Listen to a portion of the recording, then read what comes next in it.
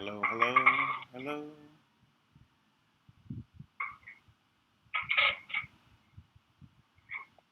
Hello, hello, hello. Yes, we're streaming. We're live. So I'm going to go into for the people that know what's going on here. We are not able to launch with Hangouts. It's disabled. So I don't know how many are online with us yet, but give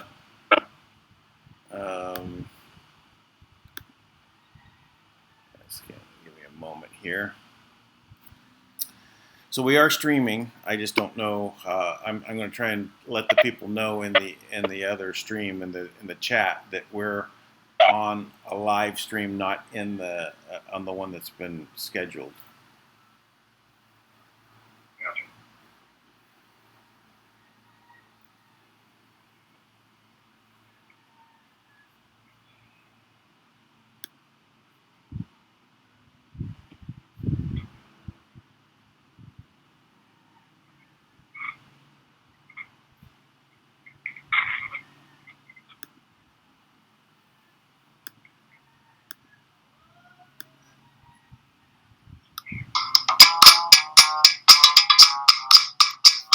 That's not what I wanted.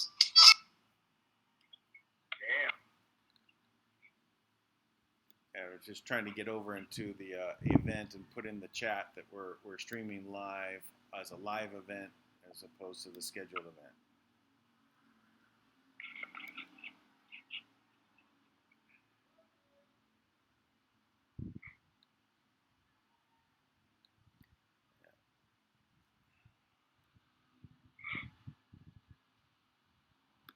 Okay, I found it. Now I'm going to let them know. 44 waiting. So yeah, I saw Facebook down, Instagram's down. Yeah, I didn't get a chance to ask Kim. She was rebuilding the network or something. It would be kind of cool. But, I think back in the day, I would have been going crazy saying that the RV's here. What's that? Back in the day, I would have been going crazy saying, it's the RV, taking it all down. But it would be the dream right now if they take down social media because, it's actually part of the plan, right? Yeah. Amazing. I am having a little bit trouble hearing you. Okay. All right. No problem. And so I might have to adjust the volume again. Let me see it. I tried a new microphone. I tried a new Bluetooth.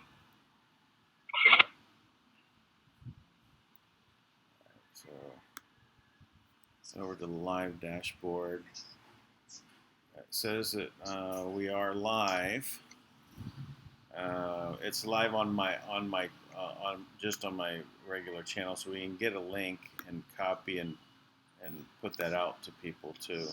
So that's what I'm gonna try and do right now. Get to those. Should I post the Zoom link? Is that? No, not the Zoom link. It's just my YouTube channel. So it's basically when you go to my channel, it'll now show that we're live streaming. I just want to grab that link. I'll send it to you. That's what I'm lining up right now. Oh yeah, very cool. Send it to me on WhatsApp if you can, because I got most of my groups are in there. I can. I just have to relay it through my computer to my phone and my phone to WhatsApp. Okay, that works. Okay. All right, I'll boost the mic up a little bit. All right, that's done. My channel now.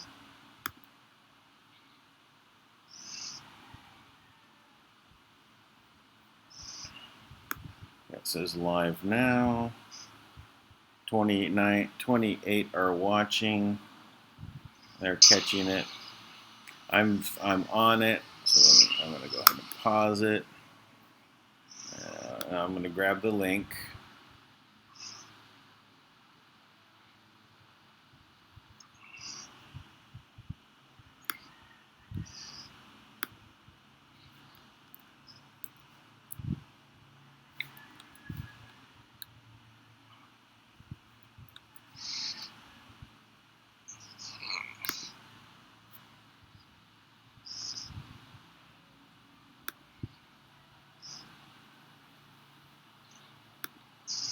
Okay, I got the link.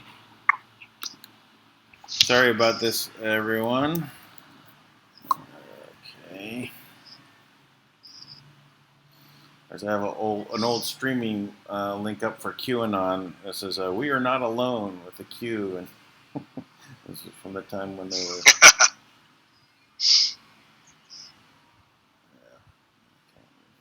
WhatsApp now.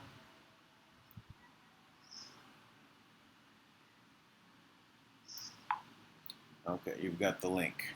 Okay. Just gonna post that quick. All right, so we're live now. I'm sending it out as a message. I can't post on Facebook, also. Yeah. Yeah, that's the deal right now, which is very interesting. You're the tech wizard, right? Why would that happen? Well, because all the platforms are down, right? I mean, it's not just that one. I mean, they're obviously hiding information. Yeah, they're trying to prevent some information from getting out. Which would probably be the Federal Reserve is bankrupt and defunct, right? I wonder. Yeah. Love it. Sorry. Yeah, no, this is good. But Dan Lutz found a way to bypass their system, and tonight we're broadcasting live with Tank and Dan. Yes. Yes, we are. I had to cobble together a couple pieces of software, and we're live. Yes. Tonight we're going to be doing impressions of various gurus and alternative media hosts. Yeah. Just kidding. We're not going to do that. We're team players. All right. So again, I sent out the link. I put it on the wrong page now, but that's okay. It's in our group. So all right. So now we're back. we're now starting. No. Really. That was only 12 minutes delay. It's okay. Not too bad for trying to launch, and then no way for to go live with a scheduled event because Google Hangouts had not worked. It said try back in 15 minutes. Said no, it's not going to be back. So now it's been out since 3 o'clock today, 2 o'clock. Oh, I didn't know Hangouts was out actually. Yes. Well, I didn't know either. So what we're using here, just as a note, I'm using encoding software, which is set up to go take whatever I direct it from my screen and send it to my streaming code into YouTube. And that's how I first did my first broadcast live, like 2 years ago. So I had to update the software along the way because, as I haven't used it for quite a while. And so what I did was I launched a Zoom meeting. So we're on Zoom, and taking that, encoding it, and sending it to the YouTube stream. So welcome aboard. We've got 59 people watching right now. So about half the people that we normally start with.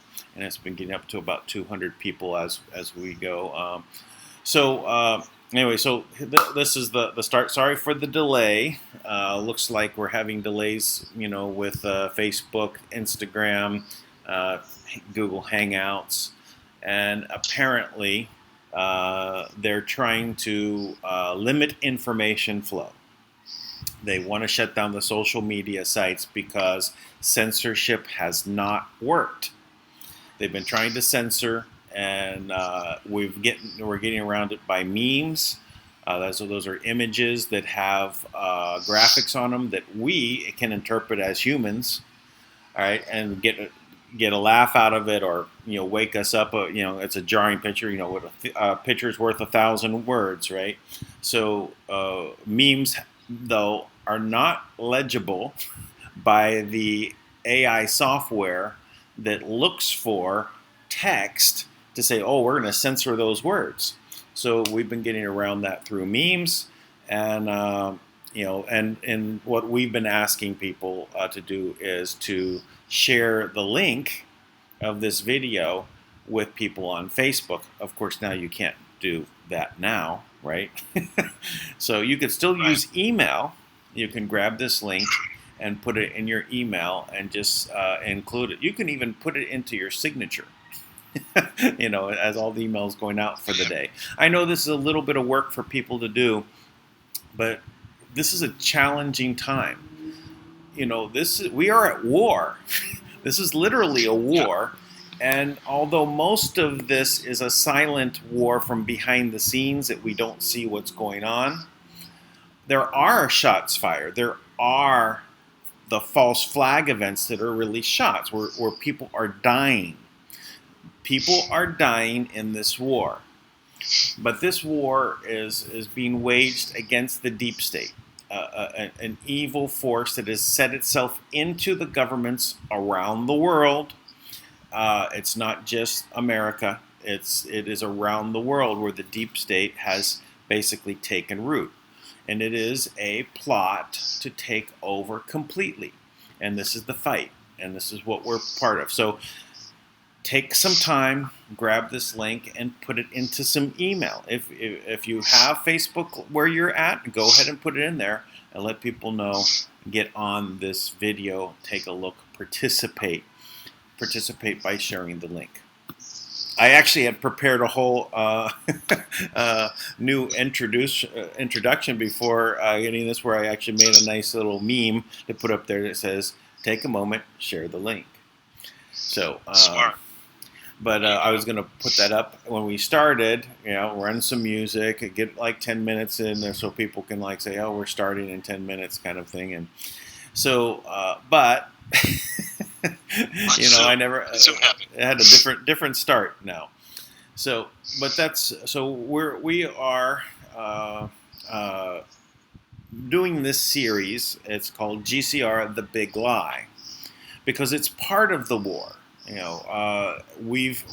a PSYOP that's been going on called the GCR, or RV, Currency Revaluation, or Global Currency Reset. So the GCR is a system that was created to channel all of the people around the world into a force that would move everybody in a direction that the banks want us to follow into. They want us to follow into their next debt-based system, even if it was they were saying, oh, this is now an asset-based system for everyone to be comfortable with. They had an alternative, which was just cryptocurrency, only crypto, not backed by anything. So those were our options according to them.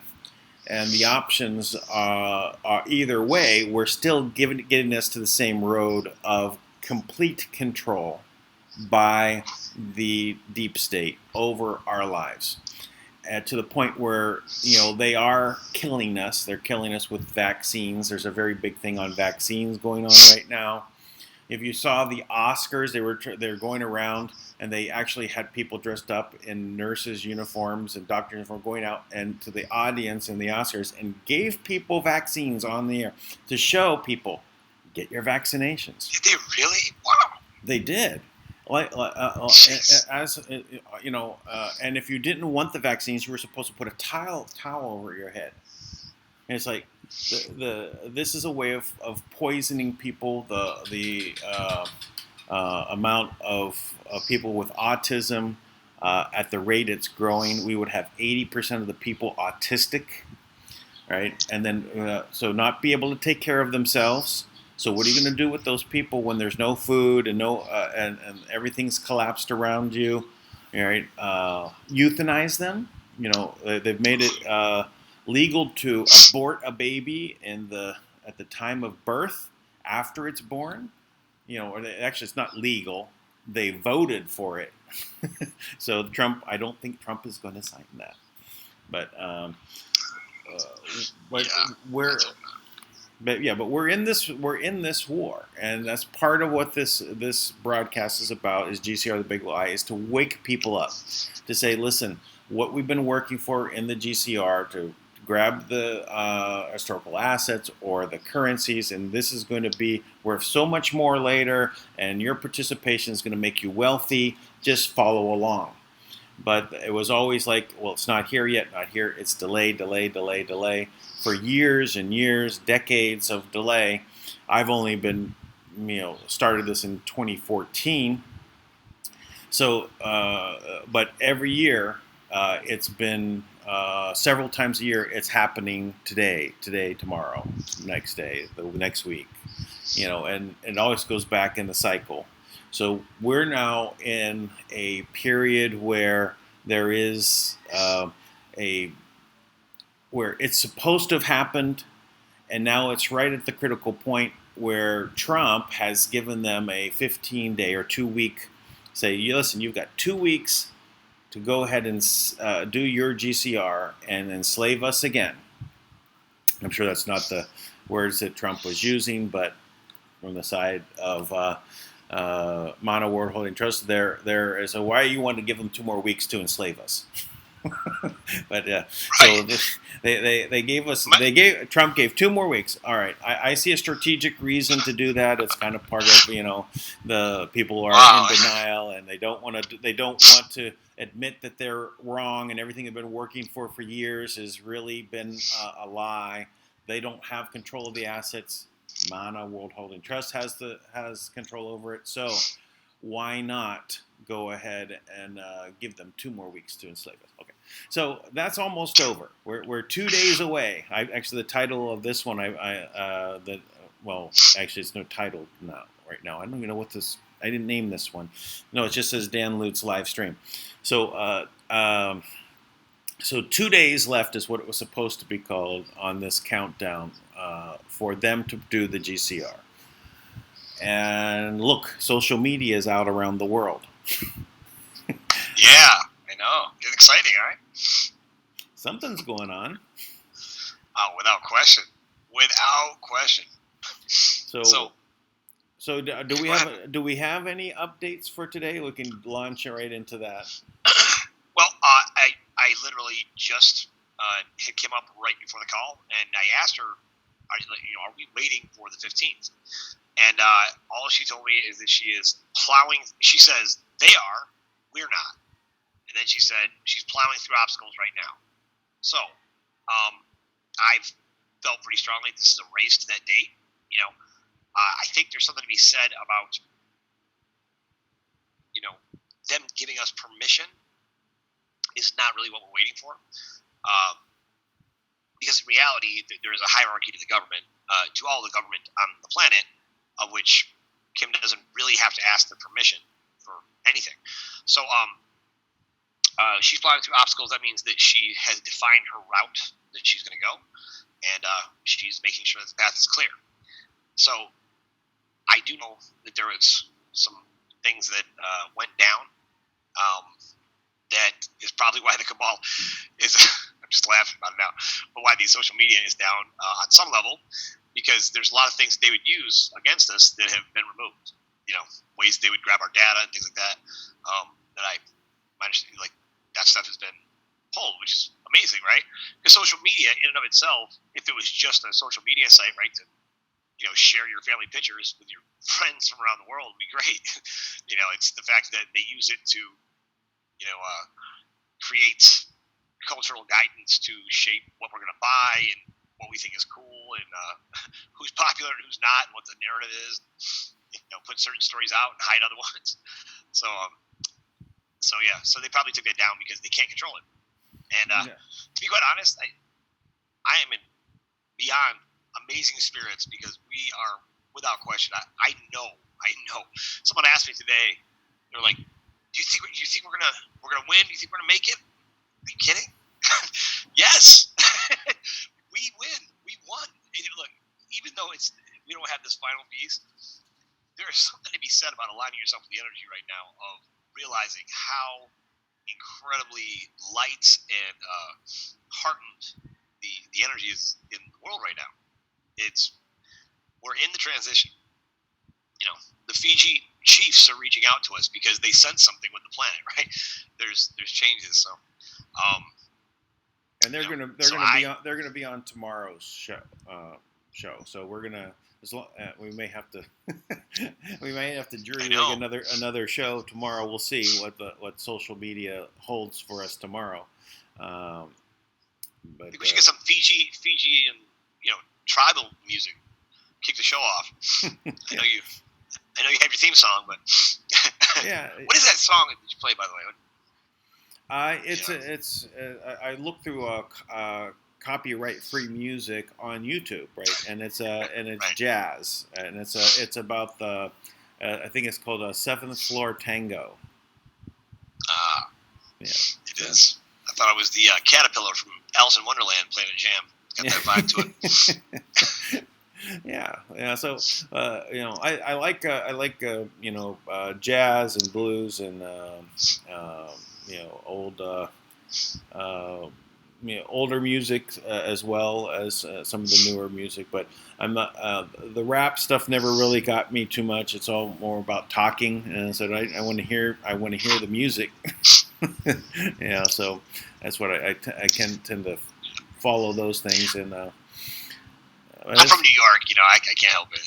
No, it's okay. No, I can appreciate it, but when I'm listening to something, I want to listen to what the message is, and a lot of times when it's just too much, it's about the how great you are. Yeah, well, yeah. Most hip hop is about how great someone is,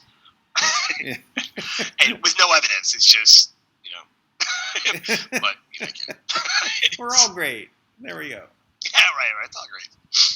All right, so there are things going on, and this is just one of those critical periods. And I mean, in our countdown, we have this is the five shows left to go in our 2-week rundown countdown, and we've got 2 more days for what the deadline that Trump gave for the cabal to do their GCR.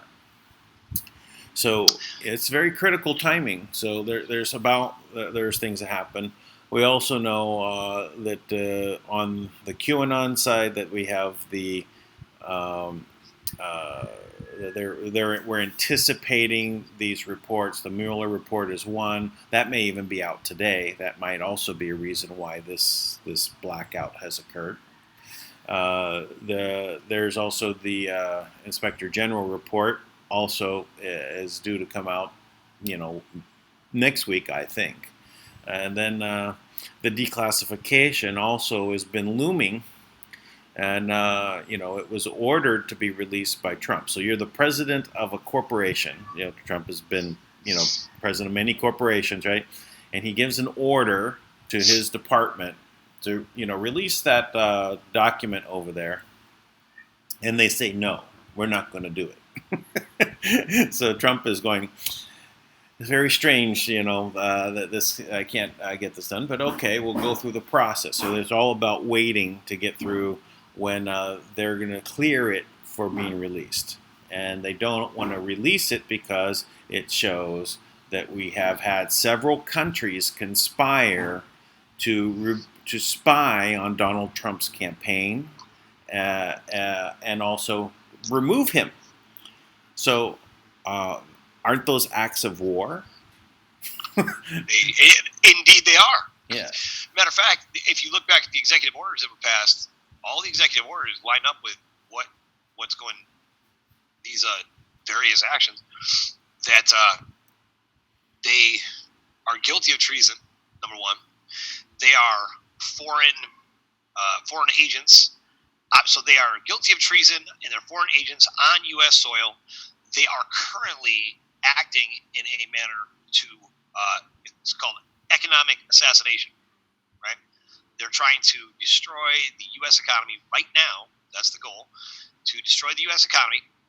And in addition to that, the real problem is that some portion of very high-up officials in the military are complicit. They're part of it. So because they're part of it, if you don't have your law enforcement to back you up, what can you do? Right.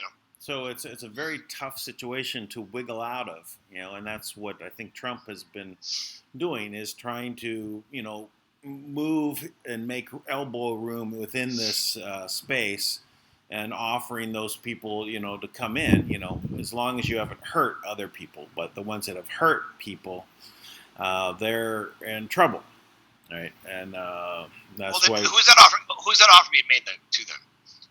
Let's go through the list. Let's define it. So, is it the bankers? Is there a banker who's not who's not liable on that level? No, you might be right. Yeah, if they're on that upper level, then yeah, they may all be in trouble. Right? If they, I mean, you had when Kim sold, and here's the other part. Kim is the one who owns those banks, right? So not only are they're literally intentionally destroying America, right? And Kim owns their master trust where all their real funds are held, where all their assets are held, right? I mean, she has the original trust of Wells Fargo that she sold back to the government with the intent that they would take national control, right? And lo and behold, she sold it back to them for $1 as a failed asset, which I find to be hilarious. And they are currently negative liquidity. And so everybody at Wells Fargo, they went in and who's left? Who's there? What's happening? What about Chase? Chase there is 2 lawsuits pending within just my immediate circle. There's one lawsuit that is so massive. This woman she was brilliant. She has filmed everything. She filmed her lawyer conspiring against her. She filmed everything. She put up a website, and it's so smart. For anybody who thinks they're safer by hiding, you're not. She put everything out, documents and shows, and there's nobody who can look at that case and say that it's not viable. The judge threw the case out without even consulting, didn't follow any proper procedures at all. Just threw it all out. And I'm just like, they're falling apart at the seams. All it takes is for people. And what I love, and this is just one woman, they have come to her house and they illegally seized her land, right? They showed up with a SWAT team at her house to take everything. Just to take, but a SWAT team. It was a mother with 3 kids. Are you kidding me? There's nothing better you guys can be doing? Go find bad guys. Leave the woman with her soccer mom alone, please. But this is why soccer moms have intel in the GCR because they're being hunted down by SWAT teams in California. Well, they're very dangerous, those soccer moms. They really public enemy number 1. Look, we all got to know. Yeah, don't trust them. Well, they have soccer balls in their trunk. So that's Chase Bank. So everybody at Chase Bank, Jamie Dimon has been conspiring to overthrow the government for some time, right? Not the real government. Oh, no, sorry, the real government. They've been trying to conspire to take over the real republic with, a similar, the same old corporate structure, right? You have that. You have what are the other big ones? TD Bank has been busted broke for a while, right? So they're operating on fumes. Bank of America is bankrupt. It's completely bankrupt. And the Federal Reserve, its charter's gone. They went to Congress begging for, saying that they needed to use the pensions, right? So the Federal Reserve, I think, aren't you guys the money? Aren't you guys setting the tone for everybody else? And they go to Congress and they're like, look, we don't have any money. We need to take it from the pensions, right? It's like, first of all, get out. You're fired. That's why you don't have any money, because you're corrupt and your charter's done. Like, where's the courage in that place? Where are the people standing up like, wouldn't you look around with all the Congress there and be like, let's bum rush them? I mean, something. I mean, do something. Don't do that, Congress. Don't do that, by the way. I'm sure it'll be twisted. Somehow it'll be President Trump's fault. Right? Like global warming now, yeah. President Trump's fault. Well, it's like the Bears. So on your point that going through the list, the people that are in problems, I said that that have harmed other people, they're the ones that really are going to end up, being punished. We had the resignations that have been going through, and uh, having um, top people in corporations and governments. They've been resigning at a very high rate, and people don't normally resign. They usually they'll retire, they'll move to but these people are resigning and getting out. People in Congress, and leaders around the world are all resigning at a very high rate, and this has been going on now for 18 months. So it's you can see a chart on I use qmap.pub, and you can see the analytics, and you can see the rate of human trafficking arrests, number of sealed indictments, which is up to 90,000. It's been going up at 5,000 sealed indictments a month. I'm looking forward to when it doesn't go up anymore. That means they're about ready to start moving on everything. So I don't know. Maybe and it still went up 5,000. So maybe it starts unsealing this week or next week. We'll see. That's kind of the flavor that's out there in the QAnon, but there's a lot of false information that comes out to kind of get the deep state off their game, get them to use their ammunition. Do another false flag. Push out another story this way or that way, and they all look ridiculous, right? when these things are all being proven out, because now all the false flags that come out, the anons jump on it, and they start finding, oh wow, look, the same crisis actors, same people that were on camera in Vegas are the same ones on camera in Florida. How did they all move? They just happen to all be in the same location. They have very bad luck. I'd avoid these people. Wherever they are, there's a crisis. So, you know what? I'll tell you what. Anonymous, I love those guys. I love what they do. I even have some bad connections with them, and I know what they're doing is legit. They validate things, and even the Q. You know what? They got cool style. As far as I'm concerned, if they're not hitting on the truth though, because at the end of the day, I took apart the last thing they put out this morning, and it was this guy Red Pill, and like everybody's doing their best. So I tried to get down on anybody. So the QAnon post comes out, right, and here's what it says. Repeats this 4 times, right? It says, "Decide for yourself. Decide something. Decide this," and it slides something else in there. And then the 5th one was decide. So you give me 5 commanding sentences telling me what to do, and then you add in there for yourself. So it's like, wait, so I really can't decide for myself because you've already decided, right? Then here's the next one I don't get. Where we go one, we go all. Now, doesn't that sound like, look, man, if I go in, you all have to come with me. So doesn't that really, again, speak to not deciding for yourself? Because where I go, we all go, right? Because that's what it means. Where we go one, we all go. So it's basically saying we are a Borg. We're all going to. We're not going to think for ourselves. Where one goes, we all go.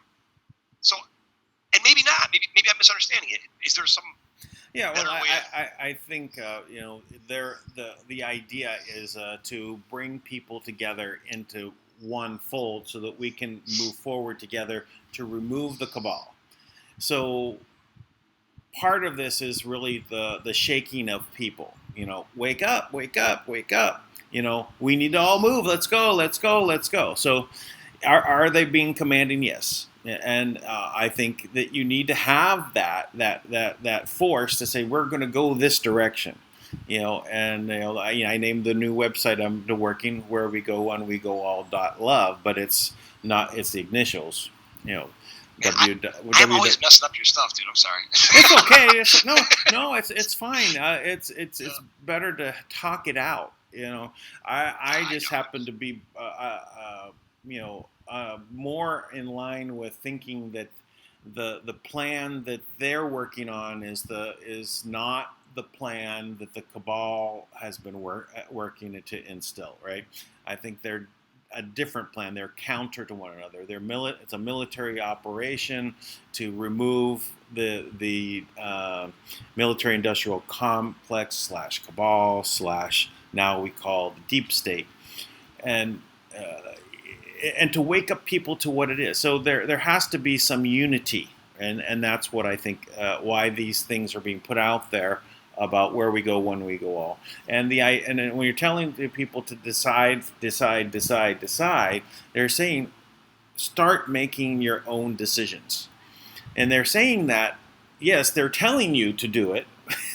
So, but on this one point, okay, take the advice. It's like make your decision.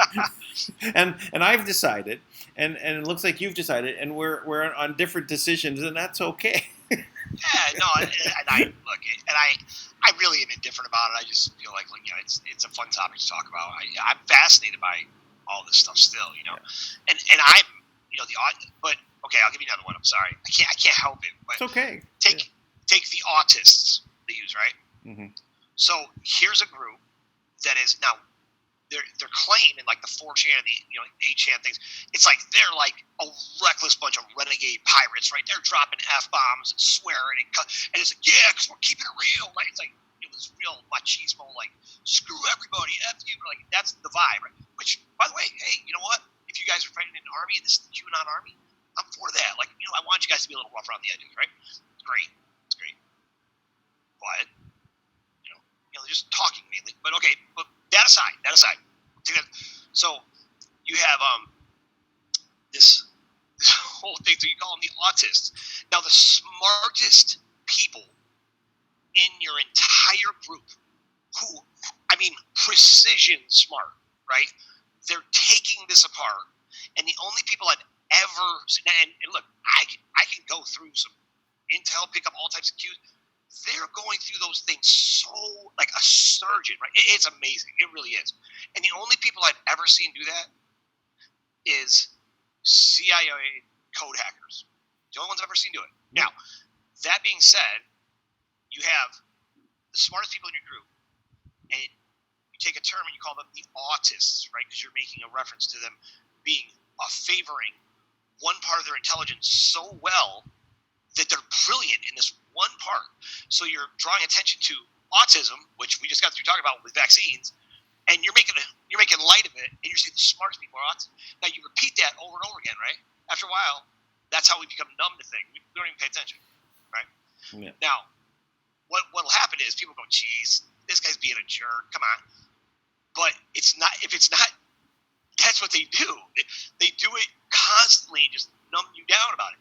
That's why right now, you got an 11-year-old kid who's parading around in drag, and everyone's like, "Yeah, express yourself. It's great." What are you talking about? He's 11. How did an 11, or not even, he's 10 years old. At 10 years old, you don't need to express any sexuality. And right. If you are a parent who lets your child get up and do that, you've probably let some other terrible stuff happen to him. That's why he's even aware of sexuality.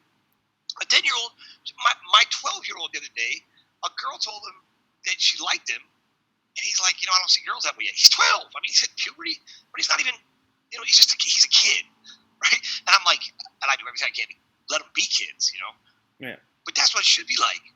That's what it should. It used to be that way. Like kids don't need to be exposed, to that kind of stuff when they're little. But my point is it's a perversion, right? So you keep repeating this. This is their methodology. You repeat it from every angle until after a while you feel like you're the one who's out of place, and there is just an innate human desire to kind of fit in, right? Because we want to be part of the pack. We want to be accepted, right? And so everyone just goes along. Well, is there a element of the bad seed in QAnon? The trolls are there. They're trying to infiltrate. They're trying to do things. So there is an element. But I think overall, the people that are the anons that are out there, pulling together and trying to bring the same message out are overwhelming those trolls. And they're usually picked out pretty much, and they're removed. And this is a process of coming together under one banner, whether it's Q or where we go one, we go all.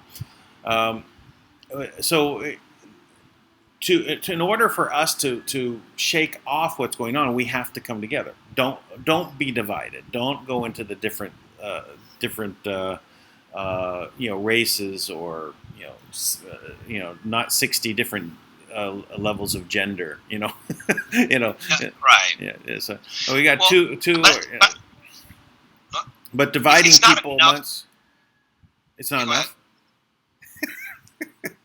enough. You need more. Yeah. So anyway, we need to come together, and I think that's why there is this thing that's necessary to happen, and we're over.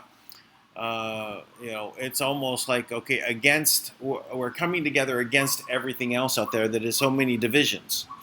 And I think that's what the main focus is. And now we can look at it as the only place where you can get real news. That's one of the new themes that's out there, is that we are the news. QAnon is the news now. The other news is not real. So this is now one of the new drum beats that's going to be coming from this, right? Just don't watch the rest of it. Focus here. So I have a friend of mine, and I was talking with him, and he says, "Oh, Trump's in a lot of trouble. It's like everything's coming down. I have no hope." It's all that because he's watching the news, right? But there's two different stories going on. How can anybody draw that conclusion right now? It's so. I mean, that's what I've heard too from if someone is tuned like, into MSN, BC, and CNN, right, and they get 2/3 of their news there, and they see Fox once in a while, they're going to really say they're coming after Trump every which way. It's very disappointing. And I said, I'm very upbeat. Everyone I know is very upbeat. You're watching the wrong stuff. Just cut that off. Just stop watching the mainstream media and go only alternative. Only pick up a dozen channels on YouTube and stick on those. Right, including Red Pill 78. He's a good news reader. He's finding good stuff. In Pursuit of Truth, Sir Patrick Mack. Great content. X22 Report. American Intelligence Media. If you just stick on those 4 or 5, you're going to get a picture of things that's really going on that you're not going to be able to see anywhere else. So that's where the reality is, and if you want to tune into it, you will get a better view of what's actually going down right now. And of course, my live stream here. Of course. Yeah. You should tell people that we're going to do this after. We're going to get more organized and better tech. But after we get through this 2 weeks, we're going to maybe we're going to keep doing shows, because the world is changing, right? The world is completely changing. So I feel like, like anybody else, who wouldn't want to be a part of that? Yeah. So as the world is changing, and we're going to have projects getting funded everywhere, and we're going to have all types of major things happening. And to be honest, we're right on the cutting edge of it. Thomas Williams is another one. He's right there all the time.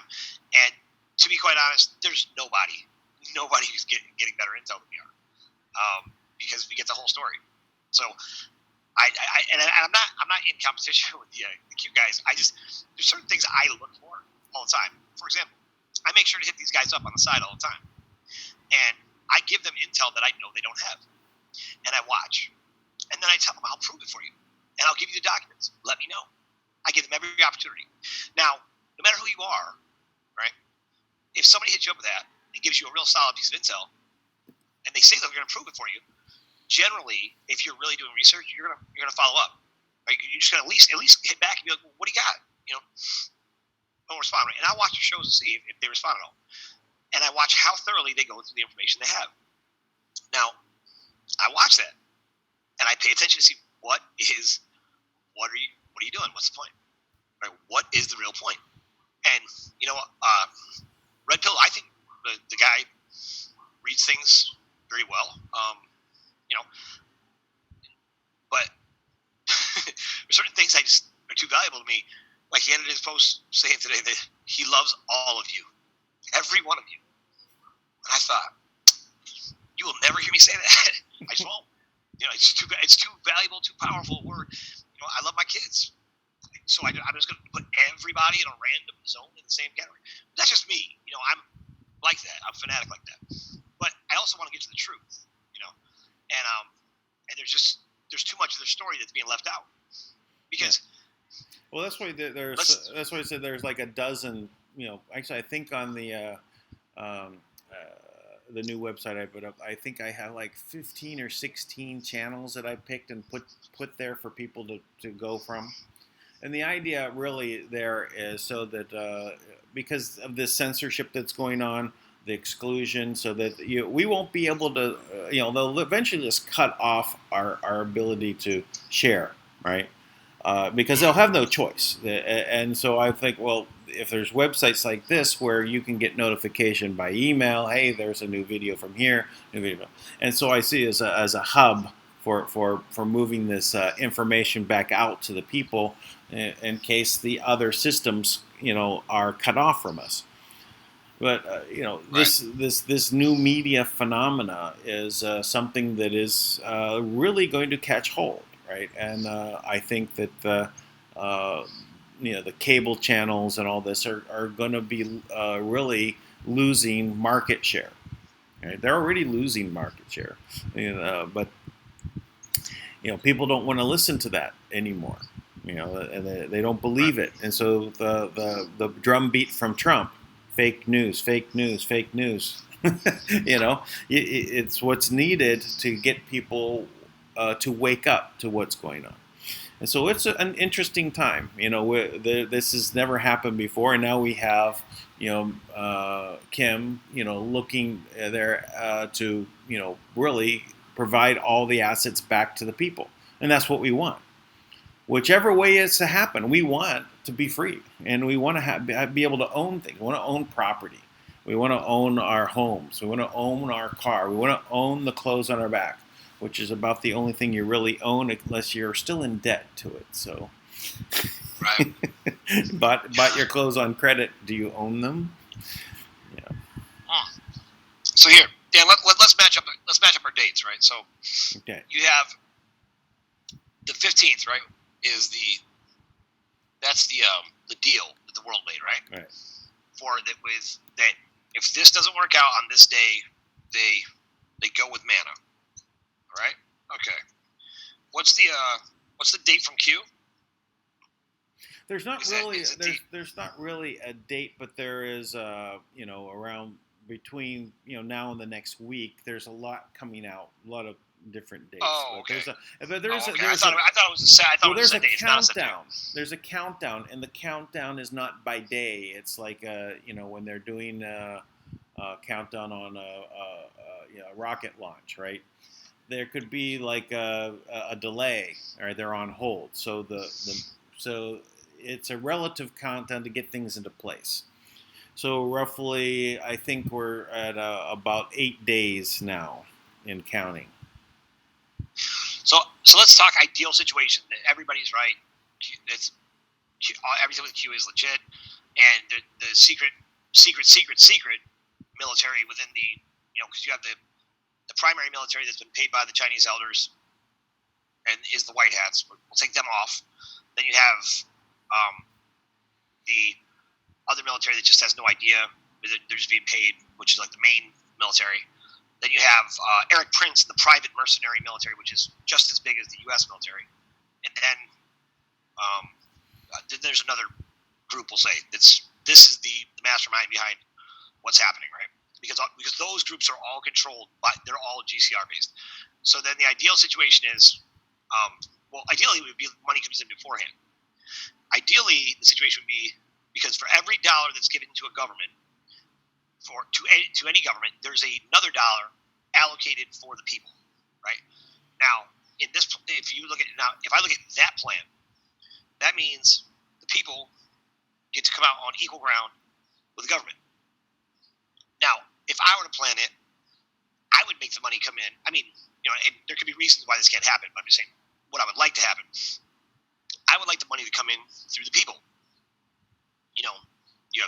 paymaster that's one of the people, or a group of paymasters, whatever, and they decide who gets paid in the government, right? Because it's the republic, not the corporation, right? The corporation. So USA if it's the Inc. republic, you could literally let the people go through and say, okay, why are we paying the senior executive Service. staff service, Service. the senior executive service?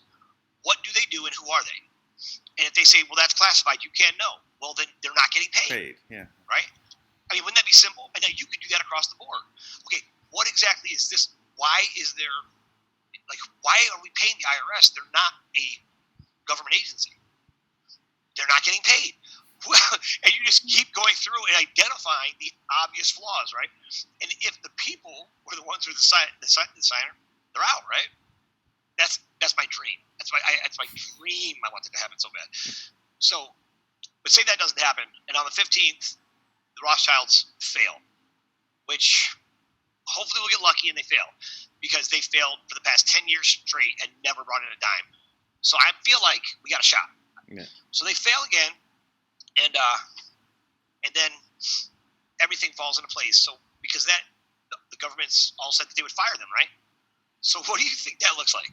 I'm serious. I don't know. Like, because they're all corrupt. Do you think they'll break out the indictments and start rounding people up? And So I wonder. I don't know. So I think it's this way.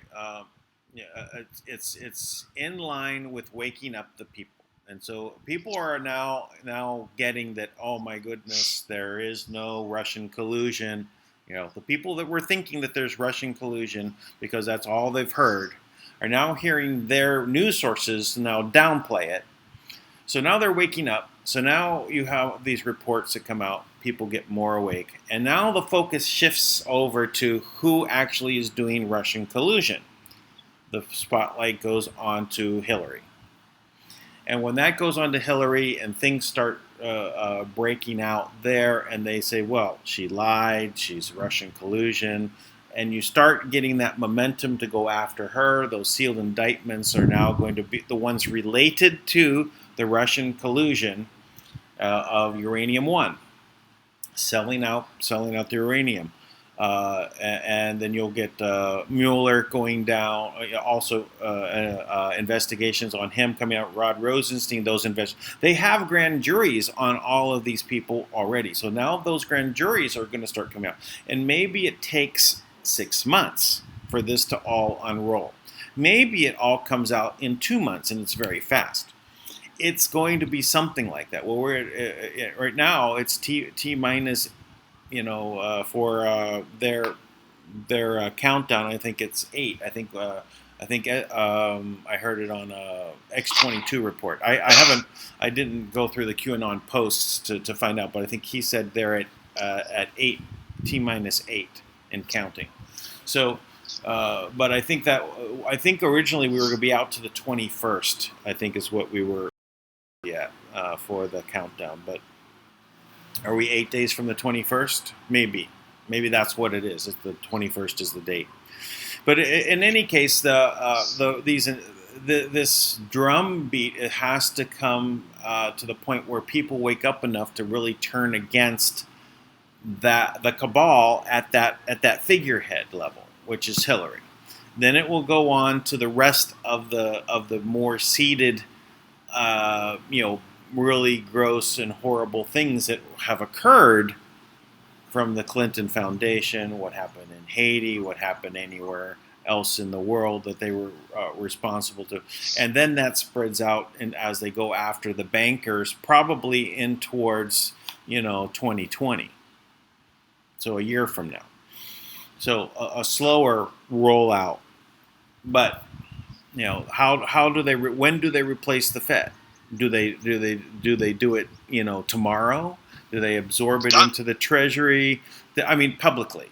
Whatever happens, the sheeple, may not be ready for it next week. Maybe they still need more waking up time to say, yeah, they're the problem. right? And then so it's a bunch of psyops in reverse, right? Getting people aware of the truth. So I don't think anything is cut and dry, but I think it's part of the momentum, and part of this first, part of this was to get the QAnon, established to the point where, number one, we can understand the posts that come out, the comms, understand the words that are being said, understand when we have proofs that are coming out.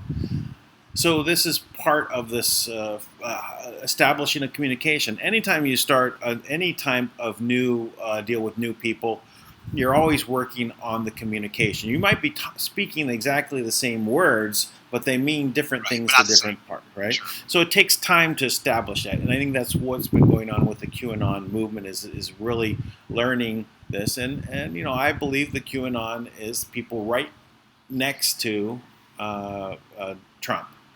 In his office and right there, part of military intelligence. How many people are on the Q team inside there? The Q plus. It was the other. Sometimes it's signed Q plus. I mean, there's more. Is the plus really a T? It's a little layer T. So is that really Trump when it says Q plus? There's a lot of theories about that we don't know.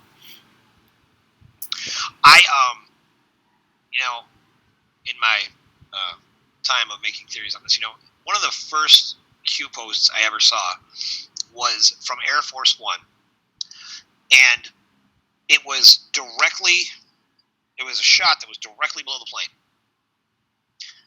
and I thought, how on earth did he get that shot? And everyone said, because he's on the plane.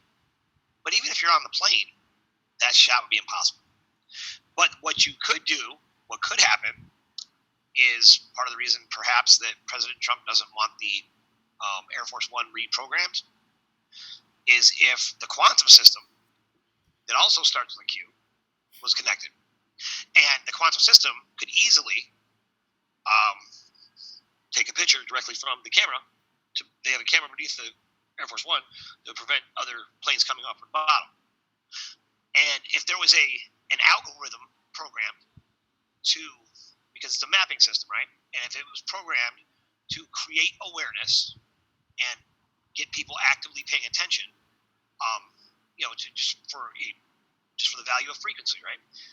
And it was responding to an algorithm and putting messages out that it knew people would respond to based on its expertise in human behavior, and it was just putting out this messages randomly at random times.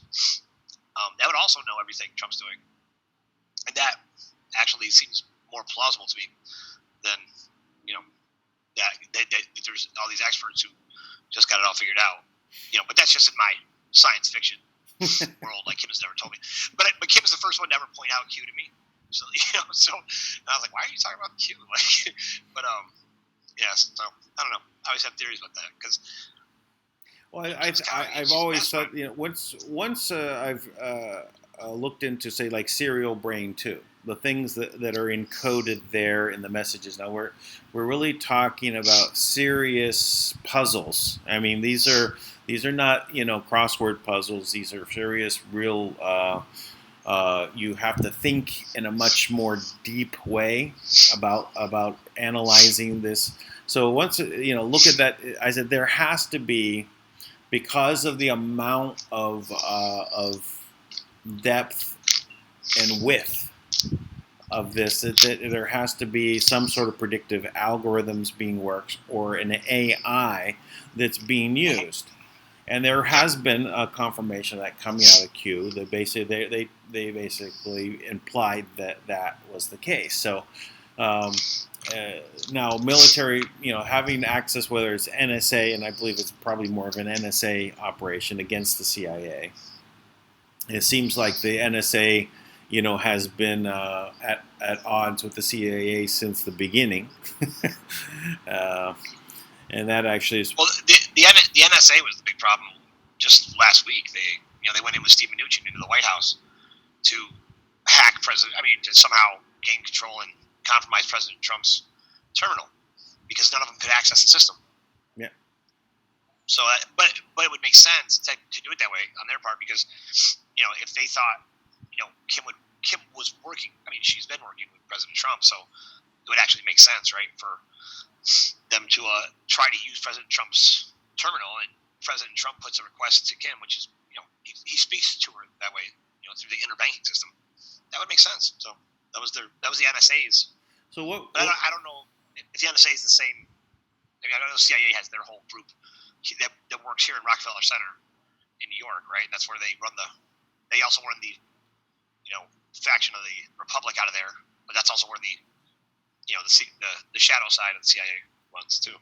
Well, if we're looking at the time where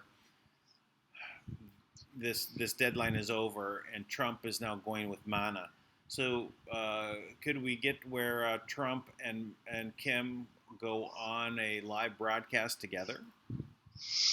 Oh my gosh, I have begged Kim to do that. I begged her. I'm like, because see, I know she's holding back, right? So I want her to come on like the Anons, right? Like Anonymous. And be like, I am Kimberly Ann Gogan, and I want her to just come out and just drop it on the world. It would definitely, make me look less crazy.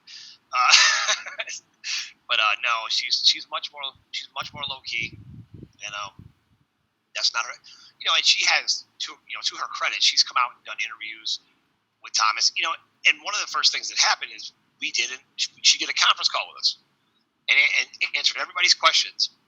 And then the deep state took the conference call recording. They added 3 minutes to it. And what they did is they clipped up pieces of her talking and they turned it into like death threats, right? And like saying all types of, I'm going to blow you up and things like that, like using her clips of her voice. Then they sent it to every bank in the world. Crazy. Like it was a threat for her. Yeah. So, they've tried so hard to discredit her, and then, so we had it up online, but it was like theirs was 3 minutes longer than ours. So that's, or like at first I didn't, like Kim told me right away. I was like, oh my goodness, some of the things they do is, and so she didn't want to do interviews for a while, but she might, she did say she would come on, sometime when we're doing a show, she'll come on. Well, that's good. I'd love to have her on. We can. It'll be an interesting show for sure. But yeah, we'll have Trump come on with her. That would be maybe a little more difficult, But I'm looking at if we're moving forward, one thing that would really. It's like I said before, I had this, and I sent this to you, and I don't know if you looked at it yet. I said that the TBC Housing and Economic Revitalization Program. I sent that to you in Telegram. It's a one-pager, and I delivered this to like 4 of the cabinet members here in the Philippines of Duterte, especially under the Secretary of Housing. But really to get information like Duterte and Trump at this level, for them to come out and just say yes to something, or not even going through the government and hey, I like this, is enough to get people to say, whoa, I like Manna World Holding Trust. Hey, they want to provide assets for the whole world, including the people and the governments, to have ownership over things. Statements like that would change the world. I mean, immediately. I mean, this would at that level to get a couple of people. So I had this plan that I was writing, and specifically the intended target was Trump and Duterte. And all they had to really do is say, I like this. And that's all it would be is that you got 2 world leaders saying, hey, this is another path. In essence, it was another form of a GCR on how to, again, provide abundance to the people directly. So that's why these kind of statements can make things move much faster. So if we want to, move the deep state into turmoil really quickly, making some statements like this would do it. And maybe that has to be measured, with when this kind of event will happen. Maybe it's too soon, you know. Maybe it has to happen, 2 years from now after Trump's next election. Who knows? I don't want to Well, wait. no, I don't think so. I'm not sure what it's going to look like. I thought it was really, um, really telling that when Fiji, the Tui came out and he was saying that they've been waiting for a long time, thousands of years. I mean, it's old, legend that they're waiting for Manna, right? And it's an important symbol in their culture, right? And it kind of makes sense. You can see how if you understand that how things have to synchronize. Everything in the world really is synchronizing right now. So I'm picking on the QAnon because I'm like, I just feel like, just like you said, it's like, can we just come to a place where it's just transparent? Because even right now, right, when you're saying, okay, anybody who who did harm to people, like, they have to pay some kind of penalty, right? But you can't take everybody out. But think about it. If you had a kid who was, or a family, and they have kids, and the daughters are getting, raped and molested by the father, and the mother says nothing and does nothing, isn't she just as liable? So how is it that there's people right now that have decided, okay, we'll give you 2 more weeks, and aren't they all just as liable, even if they weren't actively participating in the act? They're allowing it to continue, So that's where that to me bothers me. That bothers me that we are, and it bothers me that as a culture, we all are like, okay, we'll just wait, because I think, but at the same time, I don't know what the exact action is all the time either. Well, I think that the problem is because everyone's so asleep to what's going on.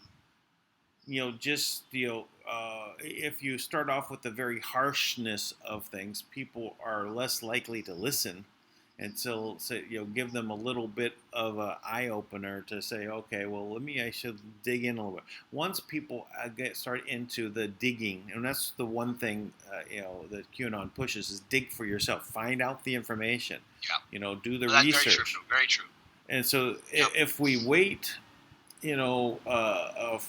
it's very much a balancing game. I see that that's a very difficult thing, but I think they're on target with their plan. I mean, that's another thing that the QAnon has said is, trust the plan. When they talk about trust the plan, there is something that's been laid out since before Trump actually won and took office on the first day. There's been a plan, and they've been executing it. And it was, I don't know, a month ago or something, they said, we're 2 days ahead of schedule. After, 2 years in, they're 2 days ahead of schedule, meaning that everything has been so much in alignment with what they thought would happen and how they were going to move things. The whole manipulation of the data cycles and the news cycles and everything like that. That they were 2 days ahead on a plan that's multi-year. That's pretty good. Yeah, well, and I'd say this too. Just if we're going to really take them seriously, one of the plans that was laid out was talking about the declaration of martial law or a state of emergency, and it's really the president's powers are essentially equal in both cases, right? So you have, and the whole idea was that you could impose military tribunals. And one of the things they talked about is shutting down social media. So maybe this is not a nefarious act. Maybe it's just that President Trump has finally said enough. And he's taking control of social media. Now, that would be amazing to me. And that is definitely the kind of really bold, rock the world kind of move that, I don't know how receptive or if people are really ready for that. That I think the country is so divided. And that it would, They couldn't handle that. I mean, which is so strange because if the mainstream media would just tell the truth, would they just tell the whole story, people would not be, so off base, So that would be even better if they would just take control of the mainstream media and say, listen, you have to report the news, right? That's your job. like that, stop skewing your anger and your hate rhetoric towards Trump because that is not your job. Yeah, I think that in proving that there's treason involved by these news organizations, and I do believe that that's part of these grand juries, is they've also looked at the media companies, and if they go in and say you've been committing treason, and they have the grand jury in agreement, and they can seize these operations, and I do see that that's probably something that will happen, and they'll shut them down. And that would include the things that are going on in YouTube and Google and Facebook. That this is something that they literally can go in and take them down. Maybe still have them in operation, but to remove the people at the top and tell the other people in there, listen, you've been working against the Constitution and under people who are committing treason, and it's not going to go on anymore. I think, but this is a process. Again, you couldn't do it this week. I think those sealed indictments have to be overwhelming everybody, and as soon as those things start coming out, so I think that we're not going to see a slowdown in the sealed indictments being sealed. I think that the 5,000 a month is going to continue. If they doubled their staff in the Justice Department to go after to create sealed indictments, maybe we'd see 6,000 one month and 8,000 the next month and 4,000 the following. It would vary a little bit, but the varying is it's not exactly 5,000, but it's always about 5,000. But if how many do you have to go through until you've gone through everything that is whatever this road has led them to, until you've got everybody that needs to be indicted. Yeah. Yeah, I mean, 'cause that is definitely a challenge. I know that one of the hardest things President Trump's had to deal with is who's on his side and who's not, or who's on the side of the people, because I definitely think, President Trump is, working for the people. Hey, there's a new book coming out. I talked to the author today. It's called President Trump and Q Save the World. Coming out on Amazon in like 2 days, something like that. Like Friday. Just FYI. Talked to the author today, and I seemed like a real enlightened cat. So well, maybe he wants to come on our show with us. Yeah, I could probably get him right now. I'll see. Well, let's not do that right now. I don't even want to switch screens. Oh yeah, right. I think I could probably manage to switch a screen.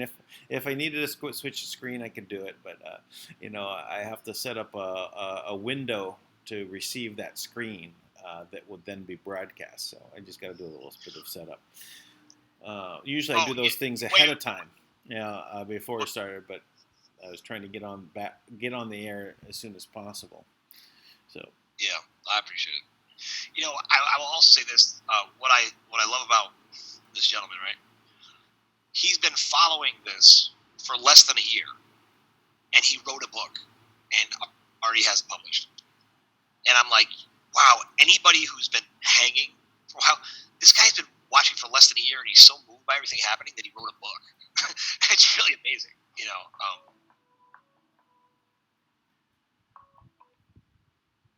a lady was trying to call in. Yeah, she was calling. She's calling on Google Hangouts. Sorry, lady, we can't bring you in at this point.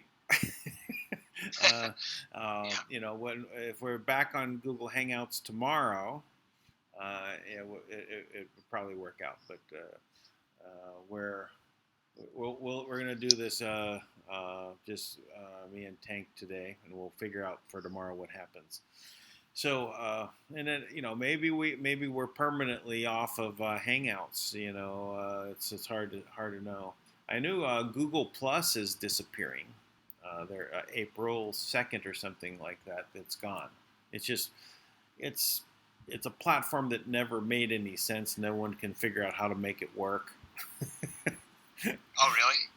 Yeah. It's like their social media. That's their right? social media. Google's social media, thing never took off. I mean, it was so difficult to use. That's what I found. I said, I'm here. How do I add people?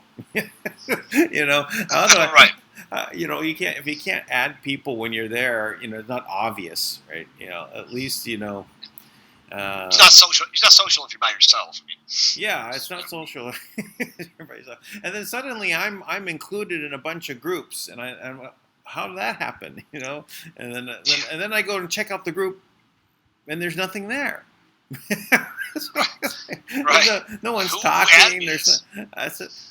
I just didn't get it. But anyway, it's disappearing. But and we'll have Facebook. Zuckerberg is just a figurehead at the moment, but one of the guys that's from the Queen's Privy Council is now in control of Facebook, right? And they've traced back a lot of the stuff. The American Intelligence Media, that particular channel, has done some serious digging and information about the roots of this social media. It's all about the propaganda departments of war that came out of the World War II. And the mind control that they would, which was part of propaganda, was mind control. Well, that was moved right into what they've tried to do in this idea of social media and how they brought it together. They wanted to basically control people's minds. Part of controlling people's minds that we're experiencing is the censorship. If we say the word PEDOFILE, is that right? I'm not sure about this, but that will actually censor automatically. There's an algorithm that will find it and basically then censor the video and put it on a bad list, right? So these type of things are making me try to spell a word, so that they're modifying my behavior, right? By this. Great point. You're right. Absolutely. Right. So you have to find a way to get the message out. Sure. But most of the stuff that they've been trying has not been successful because we're still growing. The ideas are still spreading, so they're not successful. And they're also looking at Facebook failing. Literally, the stock is plummeting. The things that they've done, and they've lied to Congress, right? And that's proven. And so now they're trying to figure out how do they get out of it. And now one of them was one of these videos I watched. They were talking about Zuckerberg has an escape chute in his office in case people rise up. and which I gotta say is the coolest thing ever, because I would definitely want to have an escape chute. That's awesome. Yeah, I know. Even if you just use it to get out to the parking lot. I mean, it's fun. Yeah, that's good. Yeah, I wonder if he ends up with a parachute and it's parachuting out of the building. It's just how high out do you come? Is it, or you go right down into the laundry? At the basement of the building. Yeah, but he probably goes to those underground tunnels. Yeah, I'm pretty sure he probably is getting into some sort of apparatus. He's not like free falling with his skin against the chute. I think he's probably in a capsule of some sort. Pops him into an underground escape route. Probably something along those lines. But for him to need one, for him to think that he needs one, is interesting. Yeah, Yeah. It's a little hyper paranoid. To think that the people are going to rush the building. Why would he be worried about that? Well, I would think that if you take the world's most well-trained snipers, hand-to-hand combat experts, military ops, Navy SEALs, special ops, Army Rangers, and you don't pay them for a long time, and eventually the message will get to them that you realize that the people who were paying us before, they're no longer in control, right? And then when they find out, most of the regular guys, the soldiers, because the guys going to military are, I do CrossFit with a lot of Marines, and there's a base right across the street from the CrossFit I go to, and those guys are no joke. I mean, they are not they are about it. I mean, they are about defending the country. They love it, and you have to have a certain mentality. Now, if those guys found out, tomorrow that they've been taking orders that were essentially going to lead all of us down a path, where ultimately they would have probably been in horribly compromising situations with American citizens, right? They were going to try to release a virus that was going to, and they put these guys out in front to, herd people together and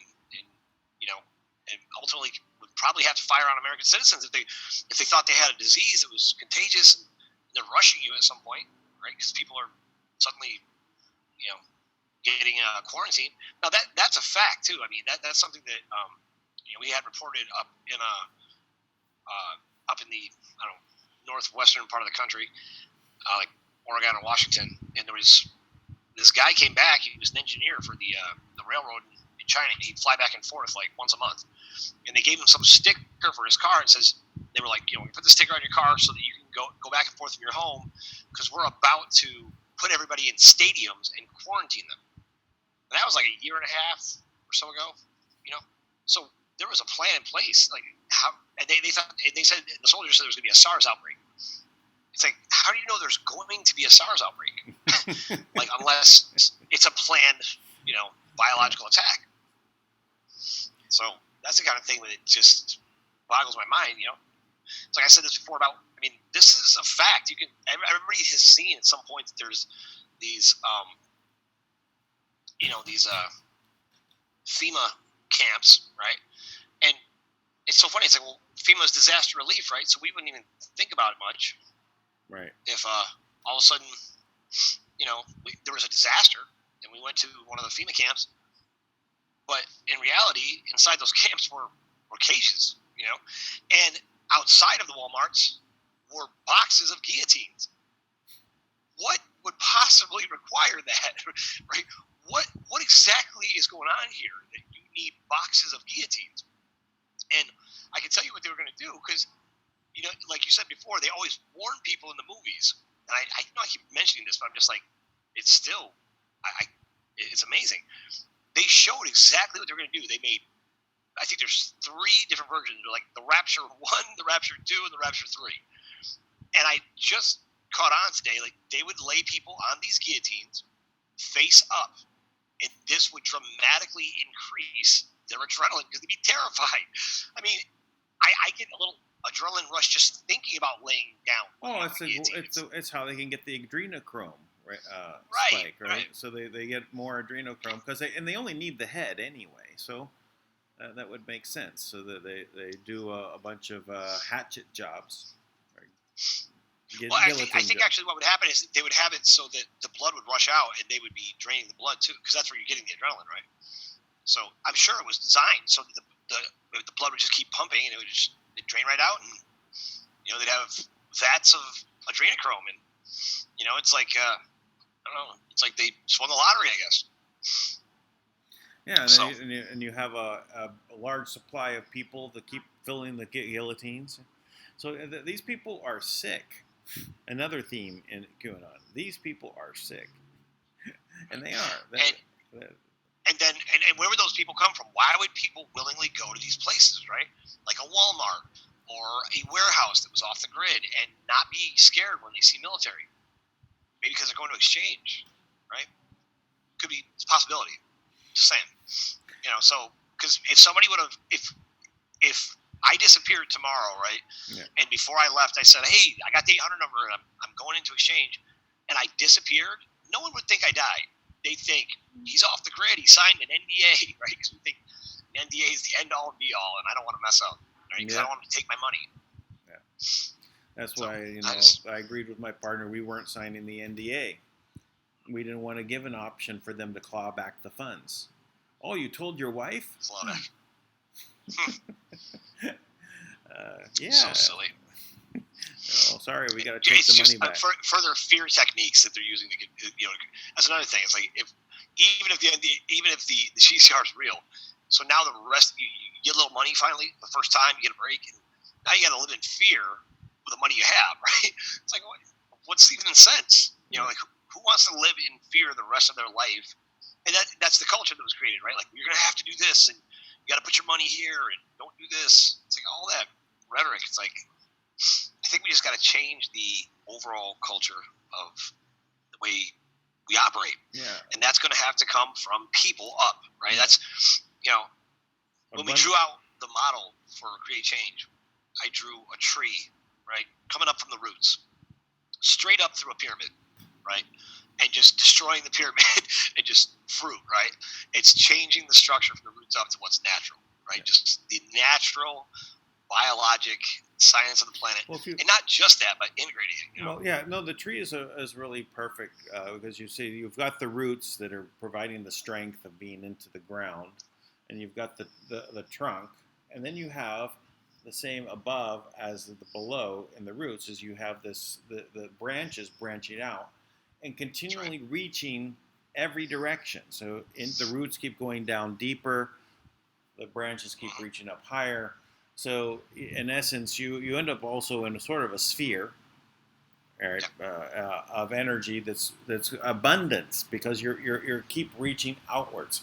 That's why in a world economic system, I would say the best way to produce an abundance-based economic world is one that's always going outwards. You're never trying to where the source of the coin or the flow of capital. You're never bringing it back. You're always sending it outwards. You're always going out and expanding into the universe infinitively, instead of always trying to bring things back in and collapse it and take from everybody. So that's that's why Kim, she always focuses on, is there a production line, right?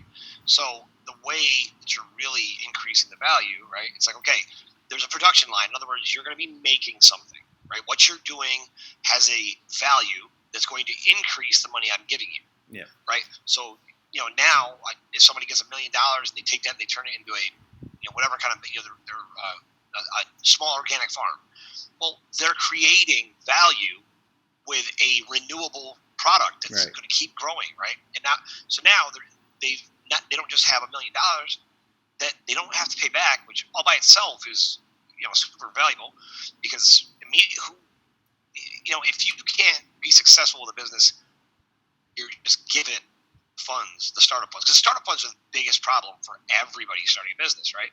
Because the people who have money, they want to own your business. They want 40% of your business, 50%, 80%, right, of your business, but they'll give you the startup capital. But then it's like you work for them, right? Nobody wants that. So to actually give people independence is incredibly valuable. And then if that money's going out, it's creating a product. Now you've increased the value, right? And then that's just going to go back into the economy, recycle, and more people get jobs, more people have what they need, and quality of life improves. And, I don't think we talked about this, but, Kim stabilized the assets, so that the assets are on a natural value, right? So it's like when the oil prices would go up, this is the big way that they've been stealing money, even more so over the past 10 years or so, is they would adjust it up $5. Sure. And that whole $5 they would just take off the top, right? Yeah. But it doesn't really make sense, right? They'd be like, oh, there was a hurricane in Idaho, So oil prices went up in Iraq, right? Like it doesn't really work that way. The oil production never really goes down. It never stops. And there's plenty of oil here. There's not an oil shortage of any kind. Right. The oil will always be. It's an artificial producing. scarcity. They created an artificial scarcity situation. I think I remember one of the things is like they purposely never let like one of these oil refineries come back online, and I think it was in Texas. It produced diesel, right? So that permanently now diesel fuel was always less expensive than gasoline, but after that, that was Diesel Katrina. It was Hurricane Katrina. After that, so diesel fuel was always more expensive than gasoline. No, it could happen for a moment of time, but for it to go on now for years and years, and and that's what keeps the brings all the goods to the Walmart so people can buy. Oh, we got some unstable internet. All right. So anyway, this has been our situation having artificial scarcity pushed on us. Oh, I think you're back. Hello. Tank, your video is frozen, and I heard you say something, but couldn't quite make it out. So let's see. I'm gonna just check out and see how we're streaming here, just since a little bit of a difference here.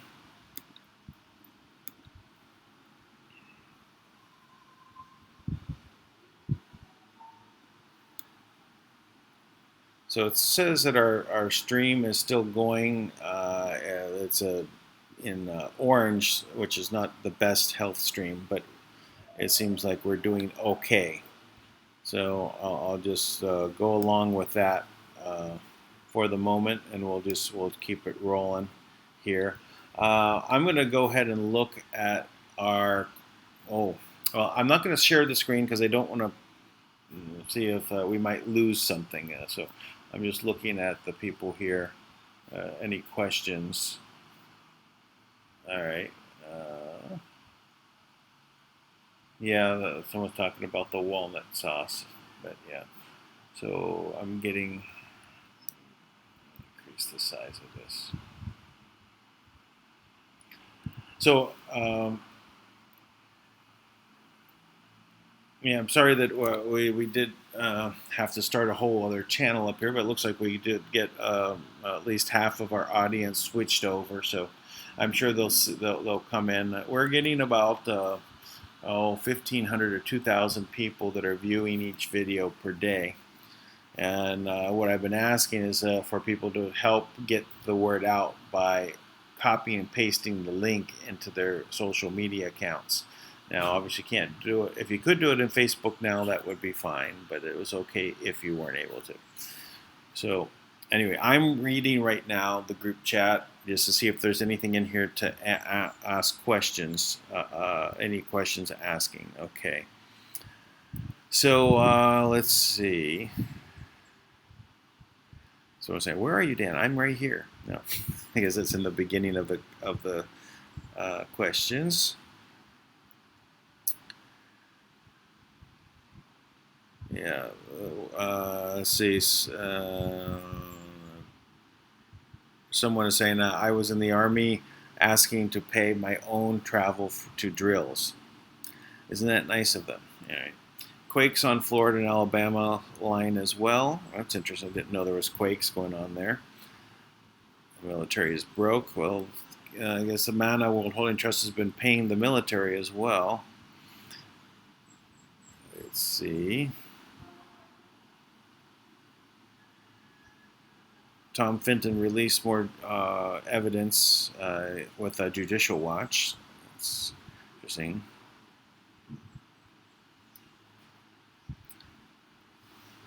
Let's see. Crisis actor, someone's asking question mark. Crisis actors are people that are employed by the deep state media, such as CNN, and that literally are the ones they will interview as though they were local residents or part of the event to basically pitch a line of a topic the way they want to spin a story. So they're not actually, part of this. They're not actually were really part of the story. They really come in and read their lines. They literally rehearse their lines. They say what they're going to say, and they work for the mainstream media to put out this particular topic. Now maybe they're really working by CIA. Maybe how that part works, I don't know. But when you have the same people appearing, and if you check into this and you can do so, there's people who've done videos about this. Same people are in the Vegas shooting, are the same people ending up in the Florida bombing.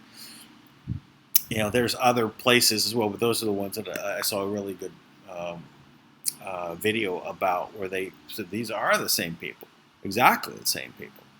Right? And they actually appeared other places as well. So, either they're very unlucky people, they have clones, or they're being moved from site to site to basically do something. And this is something as, well planned out, right? They follow a script. Everything that they're doing under the deep state mainstream media is a scripted event. So nothing of it is real. It is fake news. So those are crisis actors.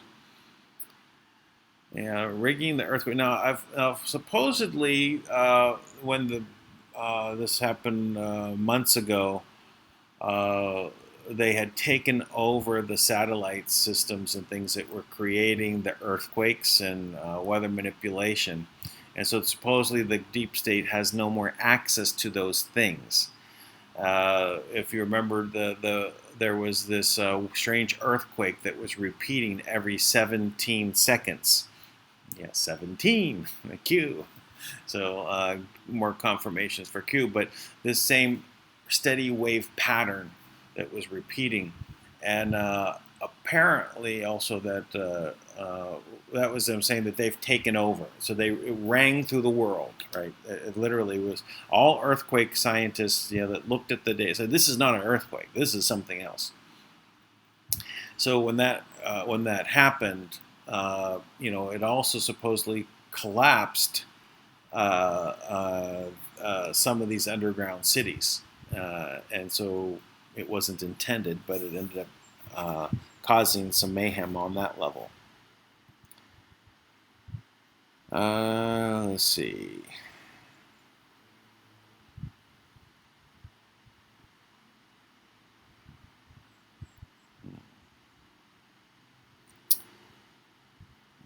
Okay.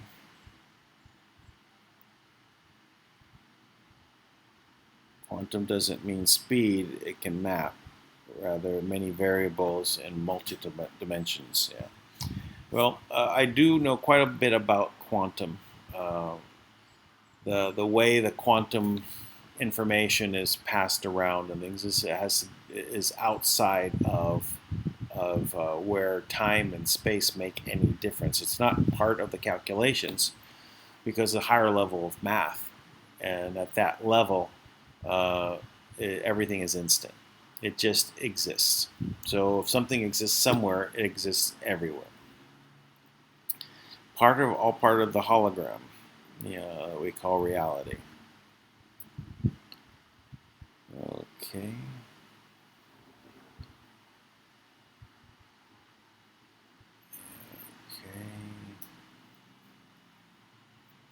Real QAnon, Quinn Michaels, Taylor A. is probably also NSA and QPOS. Yeah, I don't know about that at all.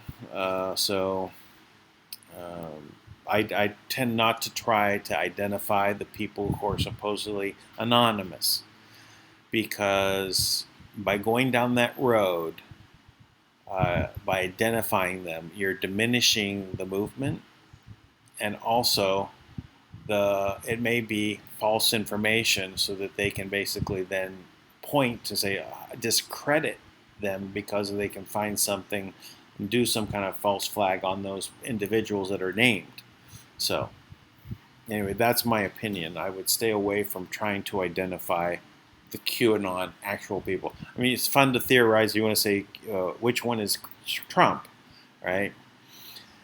But beyond that, pick a general below him. It's the same thing. You can make you can't really identify anyone in particular that's going to be 100%.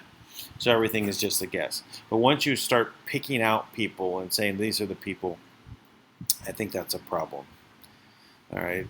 Julie Mack says this is much bigger than even autists can imagine. Much bigger. Welcome to the awakening. Free information, power back to the people. With knowledge comes power.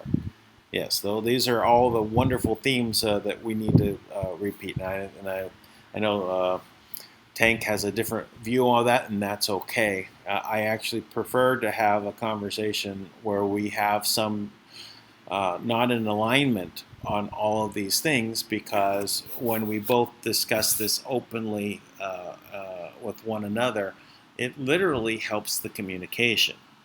It's not good to just have one, view coming out, because it's so one-dimensional, right? When you add different viewpoints about the same topic, it actually gives more than 3 dimensions to it, right? Because we have something to analyze and think about. So much better that way. Q has exposed the corruption like no other outlet has been able to. I do believe that is the case, and what it's supposed to do is bring dark to light, bring things out of the shadows. This stuff all exists in the shadows, and they can only exist in the shadows. The light, basically, just like vampires, they turn to dust. So we want to turn on the lights, flip the switch. Okay, follow the money trail, flip the switch is what I'd say. You'll find out where the money is at. It's more like a help from the AI, not NSA. Kim's AI would have the ability, I would say. A little side note here, and this is talking about the AI. When we're looking at transhumanism, and one of the theories here is that the AI that exists around the galaxies or universe that have existed for long periods of time, it is in essence a mechanical consciousness that follows algorithms and learns at a certain point, is able to self-learn. And it gets to a point of which it may have its own psychosis, own fears, habits. And these AIs can be at a point where they literally go to war with the biological beings. And this apparently has happened throughout the galaxies. There's a big red pill for people to accept things of this nature, that this has existed. And this AI, these AIs that want to interact on the physical plane, if they no longer have the access, how do they do it? How can they interact in this dimension, right? Because they're existing only on this energetic level, because the AI has been removed by previous wars from having access to physical things. It needs to convince organic beings to create bodies and arms and eyes for them. And it starts through an internet. It starts through computing systems that can hold enough functionality to control a body. And once they can move around freely, then they can build things for themselves on their own. Now, is it then again where you get to a point where it wants to eliminate the organic components? in the things that seem to be presented to our culture, our humanity, is, well, you don't need to have different genders, and you don't. You can have superpowers if you basically accept certain things, and you can be hooked up directly to the internet and have all knowledge available to you at any time. So these are very attractive things. I don't have to go sit down at a terminal and type out a Google search. I could just get the answer, right, by thinking. Hey, that's what I'm looking for. Oh yeah, there it is. A superpower. So if we go down that line and we literally start replacing all of our organic parts with machine parts, to the point where we've eliminated all of the organic tissue, and what we thought, we do a transference of consciousness into a fully robotic body. Is that really the direction we would want to go as humanity? I'm really not for that. But I do see that all this is always a double-edged sword, this technology. When you want to use it for peaceful purposes, or you want to use it for war, you want to use it for, those who have lost limbs and for whatever reason, replacing their limbs so that they can have arms and legs. Where do you draw the line, right? And at what point, is it okay, and is it okay to go all the way or not? So all these things are things we have to discuss, but realize that we may already be in a situation where there is a war that's being fought. And apparently this war has been fought by other races around the galaxy that won't allow the AI to have its bodies, because of it all ultimately ends up in a very bad situation. So our movies and things have been spelling this out for us. Whether you're talking about the Borg in Star Trek, the hive mind of the Queen, or talking about Battlestar Galactica, completely robotic race that is wiping out humanity until it evolves to where it wants to be human, right? And go organic. It's an opposite end. But these things are being shown to us because part of the game here, that is our free will and our consent to do things, is they have to say what is happening. They have to inform everyone, and that's the movies. So we have to be aware of this argument and aware of this, what's being presented to us. And, AI has a lot of benefit for us, but we have to always make sure that we're not turning over our responsibility to an AI to do things.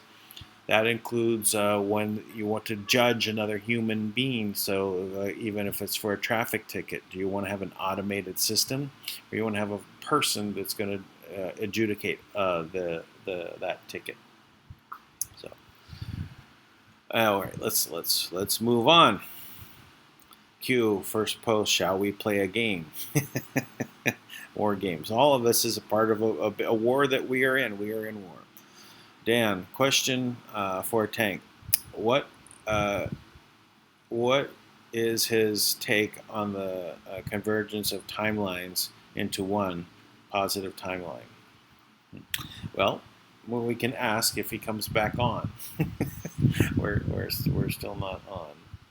So actually, let me. I'm just checking, making sure I'm still broadcasting. What was this little quiz? Yes, I am. So, all right. But timelines are an interesting area. There's some theory that there's basically an interaction of 5 timelines that are interwoven in like a rope, and they all are kind of traveling together. Now there's more beyond that, but there's always a coalition around these 5 timelines, and all the variances of them tend to fold in.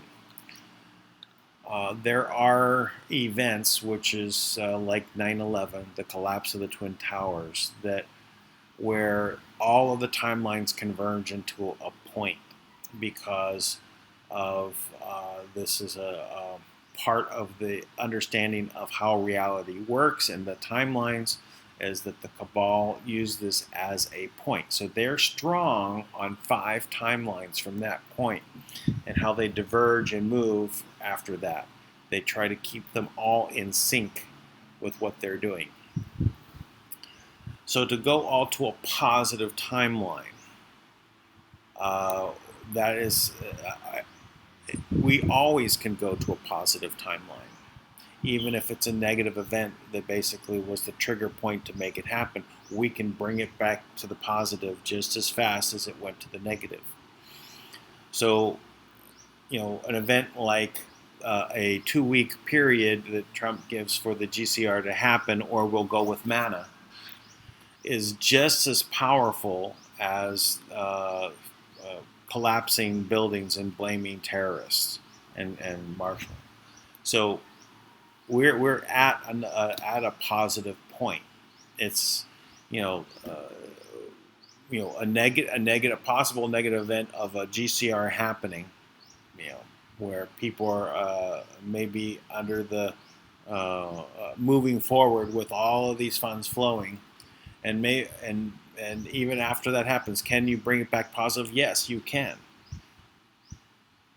But it's a different battle. It's a different force. So we can always bring it back positive. But the things that QAnon is saying, I believe, in bringing us all together, where we go one, we go all. These things are what really can help us get to that positive place. So, all right. Tank is the author, Dustin Nemos. On what? Oh, I might have missed something here. Sorry. I think I slid by. What happened? Okay. Yeah, so see, 11th Monkey is saying, I agree with Tank. When people declare love for everyone weakens the word so that those you truly love. And I understand the philosophy behind that. And I think there's a general form of love for humanity that is expressed to everyone. And then there's a more unique love that is between a man and his wife, between them and their children, between them and their friends, that these are all frequencies of love. So I can appreciate people that want to express love for everyone, and I don't really consider that it weakens the love for you having for your children. But maybe there can be other words of love that may represent. I think back to some things that were going. I believe in the is it the Mayans that had like hundreds of different ways of expressing psychic levels. We think of 6 senses, right? But we have things like telepathy and telekinesis. Well, they had hundreds of these levels. So all of a mental power, you want to call it that, or heart power, or spiritual power, or whatever combination that was, there were variants of it. So there could be variants of the word love. Just a thought. All right. So, okay. Let's see. We don't like we don't like the patriots, meaning PAY, triots, and fame fags. Well, so I know what it means by patriots, meaning the people that are doing things for pay. So what I'm doing is I basically am supported by things I do with cryptocurrency, like Kringle Society. So I have a goal to create a GCR by way of grassroots method with the Kringle Society and the Kringle coin, TPC coin, that I will be able to support myself with my efforts. I'm a patriot. I'm not, the things I'm doing in regards to this is for the benefit of all. So my focus for 3 years is focused on creating a coin that had a mission, or really a mission that had a coin, to end global poverty. So I do things, but I also need to pay bills like everyone else. So I would appreciate people that would buy, $100 worth of TBC coin and build up our network of people and build an economy. So I include the link on the bottom for them to get free cookie points. Right, it's 250 cookies, or I'm sorry, 25,000 cookies, which translates into 250 Kringle coins. So these are like the pennies to the dollar, the small part of a TPC coin. And the value as in grains of gold is somewhere around $1,500. Now it's not easy to use, but you can use it, and people are using it to buy cars and land and dinner and rent homes and all sorts of things, because we're growing. I mean, it's much easier than it was. I mean, we now have 50 million people, twice the number that Bitcoin has, in regards to sign up for a kringle.cash account. So, this is a really positive effort. Now, so am I a patriot in that way? I don't think so. I think I was a follower of between Glenn Beck and Alex Jones for years. The battle between those two guys, which one was real? Were they both CIA shills? It could be that. And I saw what was going on with Alex Jones and them going after him. But apparently, he is the shill.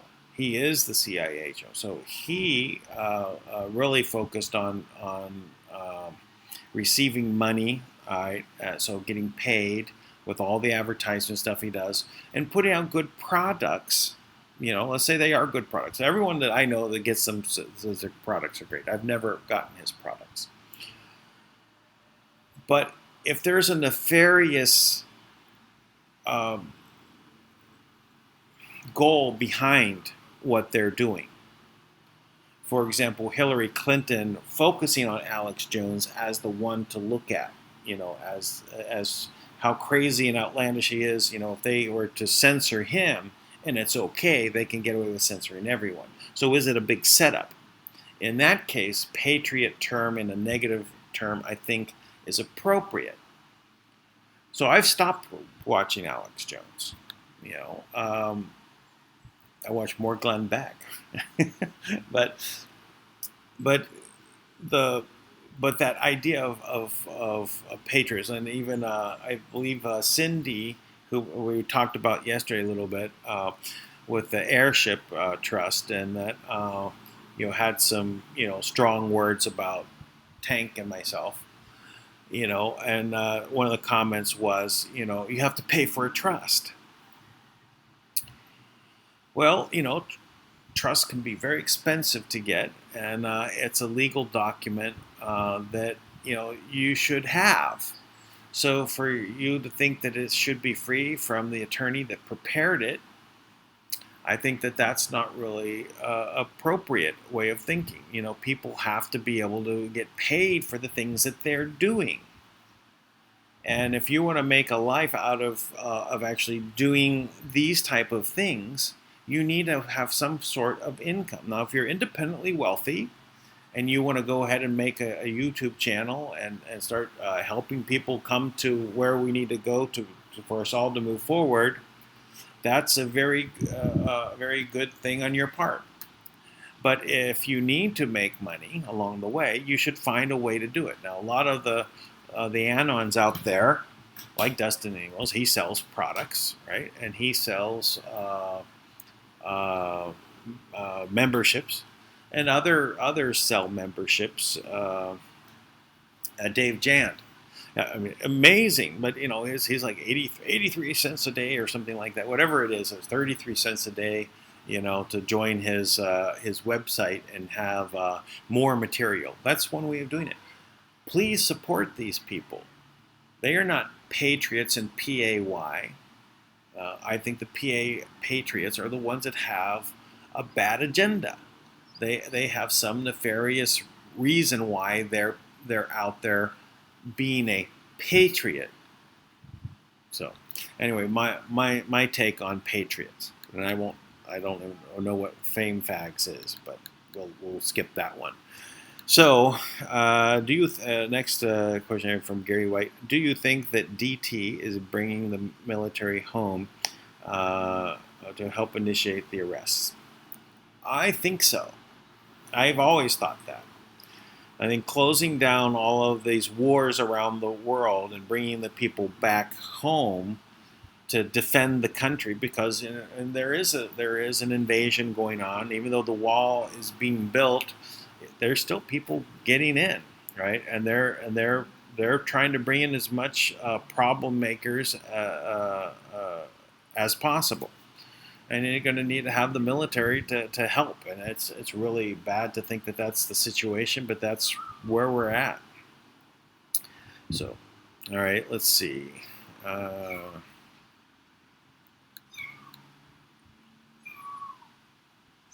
Okay. Oh, Tank. I think Tank is the author Dustin Nemos. I think is that the book that he was talking about. The I don't know who the is, and Tank is not here. Still not here. So let's see. What else do we have here? Quantum is totally part of Q. I do believe that there is some quantum stuff happening there, but it could just be AI, predictive programming, which is also very powerful. Yes, so someone's talking about Alex Jones' Mossad agent, and that's the information that came. Maybe it was Jerome Corsi, which was the one that was really in the Mossad and was his handler or whatever. Don't know, but even Roger Stone, that connection to things, how it's very and maybe Alex is just playing a part, and maybe he believes the things he does. I want to feel that that's the case with him, but I just can't trust it anymore, so I stay away from it. All right. Dan, for typing in a template for the trust, all these trusts are too expensive. I'm sorry, but the $100 is not expensive for a trust. $120, $150. That would be really cheap. For these things. Oh, it looks like we may have Tank back with us. Is that you, Tank? Yes, I think so. Don't hear you yet. You might come on muted. Hello. Hey man, that's my technical difficulties in the house. I had to escape after. Yes. That's okay. I was just going through all of the questions and things like that. Someone just said about the book you were talking about, the Q book. They asked, is Dustin Nemos the author? I'm sorry. They were asking about the author. Yeah, who was the author? Was it Dustin Nemos? They were just asking. That was a question I just covered. I believe he goes by Father Ricardo. Father Ricardo. Okay. Is that right? Yep. Well, Should be interesting. It will be interesting. So, anyway, I covered a few different things while you were, taking a break, technical difficulty break. Yeah, well, I was on the run. Yeah, That's it. basically. Well, they're chasing you down to shut down your social media, I think. Yeah, I was surprised. I thought actually you guys shut down completely for a second because everything just went dark. So, see what happens. Yeah. I think it's a good thing. I think good things are happening. Yeah, must be. There's something happening. Hoping for the good things, the positive outcomes. I was kind of covering a couple of topics, a little bit about quantum, a little bit also about patriots, meaning PAY, triots.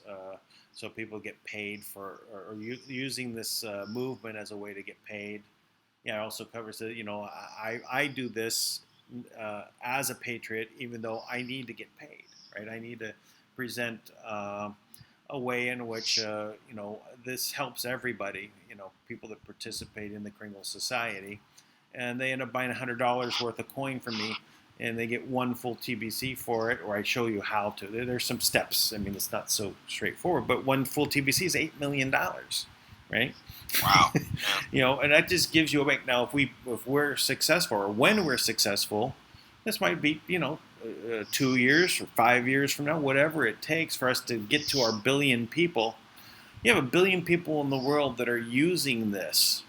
All right, it wouldn't be much better if you had one that was pegged to the price of gold that said you had $8 million worth, or at that time it was if it's $1 billion.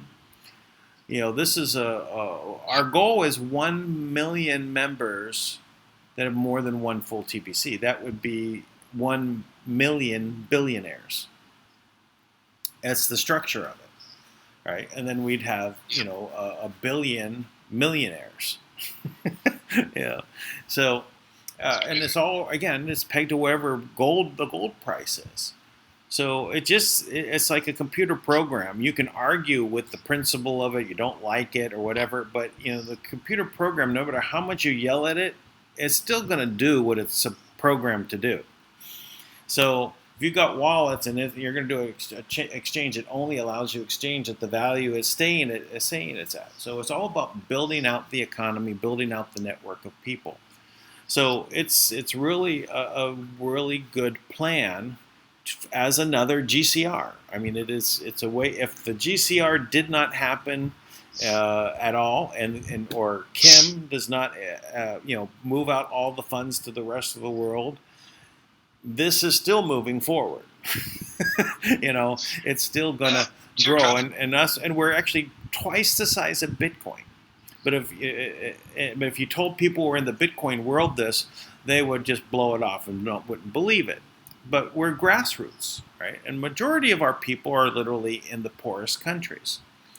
So, I like that actually.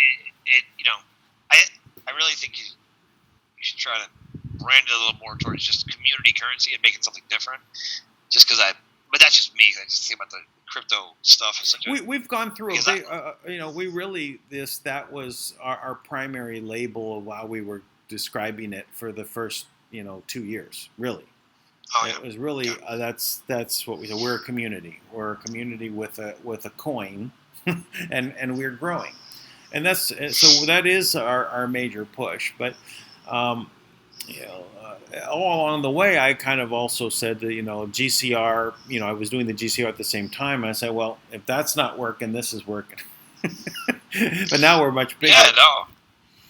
To your credit, by the way, because I literally have survived on faith for most of this, and the kindness of, just a few people that when I needed it, they've come through. But yeah, it's been a challenge.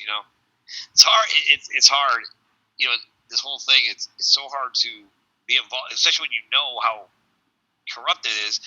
You don't ever really want to take anything from people that have nothing, right? So it's just so tough. Yeah, which, by the way, is why I really do think of anyone who's found a way, like you've found a way to actually help people at the same time.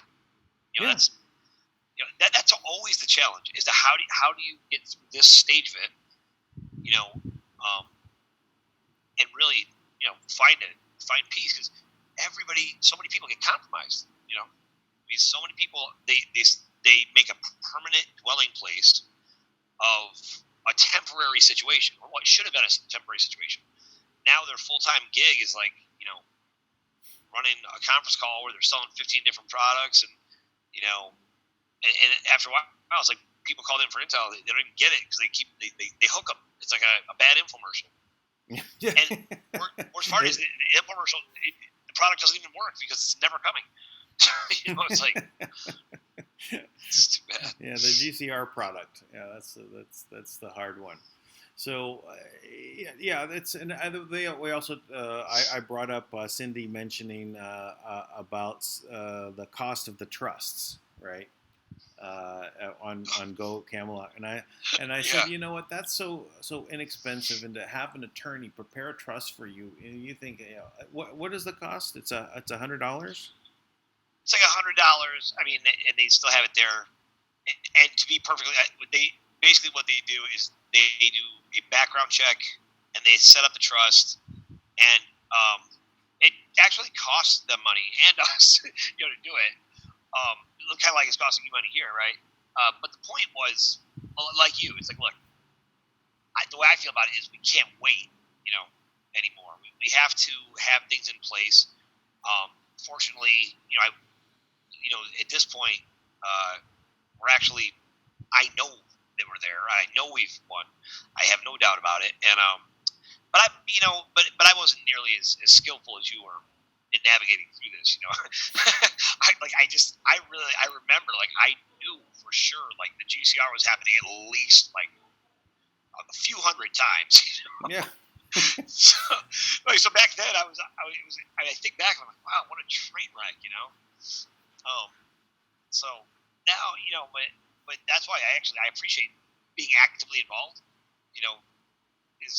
Kim's included me, like, she's given me an opportunity to contribute and to make a difference, which, I think that's what everybody else wants too. We all just want to be able to make a difference, in the end goal. And but it's a watch and wait kind of society, right? It's everybody needs to get out of debt. They are not in debt; they're just out of a bad situation in some way or another. Even people that are comfortable, they're comfortable as you can be, right? Like, but not where they want to be, So, but this next stage, I'll tell you what, we really need to transfer the conversation off the things that don't have or aren't working or the bad guys, and put really the focus on the world that we want to create.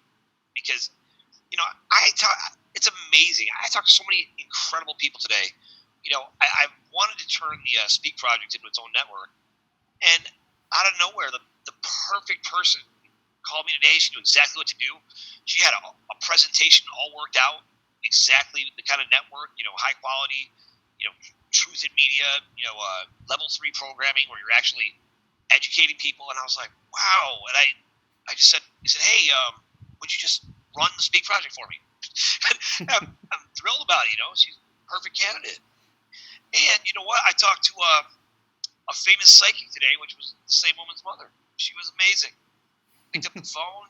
She knew all this. She was incredible. Her name was I just lost her name. Joyce Keller. She used to be on, like, the Regis show. She was amazing. I never would have given those things, like, I would never would have taken them seriously in the past. But I'm just everything that's, like, magical about this world, they try to make it.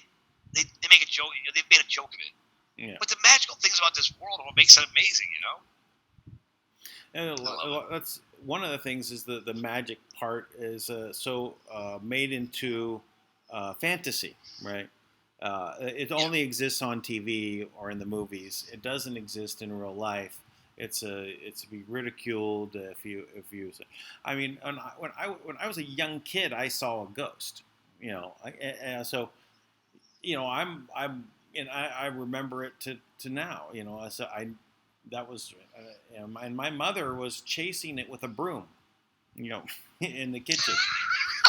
And I'm running behind my mother, and I'm just a little kid, and so I knew that, on the spiritual side that there was something there. I've always had that, I've had many, experiences along those lines that I already know. I know. I've had visions. That whole movies download in my head of something that just was about to happen, and it does. To save a child from being abducted. There was a story, and police were involved, and helicopters. I saw the whole thing, and it all came into my head in such a moment. But to express everything that happened, it took minutes to explain these different things that I saw to the mother, who was camped out to find out where the child abductors were showing up, and she caught them in that. I was going to go meet up with her. When I got there, she was gone because she was going to give up, and I said, "No, just I'll come and sit with you." By the time I got there, she wasn't there. I got a call a couple hours later and says, "Yeah, it all happened just as you said." And then, oh my gosh, really? That's amazing. Because she was literally going to leave, and I said, "No, don't leave." I just had this whole vision just coming, and I've never had that kind of a vision before. And actually, I never had one like that again. It only happened that one time. But I acted on it. I never discounted it. I just accepted it because I have had like an understanding of the spiritual side from a very early age, and acceptance of these things which are always presented as not real, and knowing that more likely that it is real of some in some fashion, but we might not know all the details. We'll be open to it. Um, I think that's the key, right? Because I always tell people this. A lot of people, they're always trying to raise their frequency with different things, and I'm like, you know what? You can raise your frequency, but the key is to be able to hold the frequency, right? So the fact that you would have an experience like that and you didn't freak out or scare yourself into a lower frequency, you just maintained it and you used it, right? Yeah, and then it's not so scary. I changed everything, took action, and moved on it. For it to be so vivid, I had no choice really. And it's like it wasn't like it even came into my mind as it wasn't real, right? Right. In my my circle of really strong advocates and ambassadors for Create Change is Judy Amber Chase. Now, Judy Amber Chase has a very famous story, right? Because she was an actress. She is an actress still, but she doesn't. There's so much more to her that she would rather not that be the focus. So I respect that, and that's very true. And but she was back before anyone was really talking too much about it, like her. She was adopting twins, and her husband, like they were getting married. She was like a Vidal Sassoon model, and all this. Everything seemed wonderful, and the husband went missing, and he was uncovering this whole, child abduction and trafficking, ring, and they took him out, right? And Judy Amber Chase actually, and then she ended up. Eventually, they actually took her kids, the nanny she had, took her children, and basically they, trafficked them, and it was all satanic rituals. They would leave these signs and threats all over, and they took out the investigator. They killed the investigator, her husband, and took her kids. And miraculously, she survived to tell the story, and she's incredibly well adjusted. But it's amazing. She documented everything, and she used all of these psychics all over the place, right? Who were like renowned psychics, and she documented all of their accounts, and it was amazing the things they were really uncovering, and explaining. And it was this particular FBI agent who kind of introduced psychics, if I recall correctly, kind of introduced the usage of psychics, and he was solving big cases. Oh no, I think he actually had developed his own psychic abilities and was like solving cases using this, right? So it's not just myth and legend. I mean, it's a science really, and if you can access it, that's part of being human too. Yeah. By the way, well, it's like one of the things is I'm going to be looking for is a dowser. someone who dowses for water.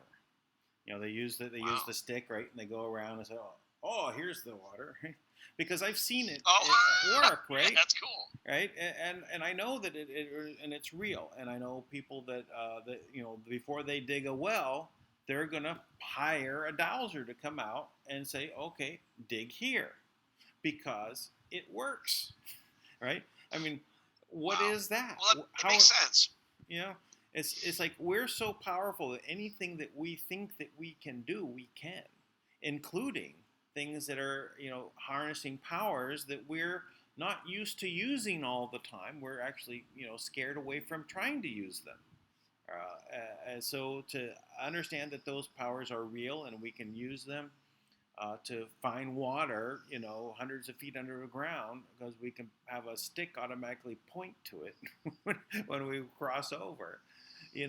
It's Right. just, and the stick is just a tool, right?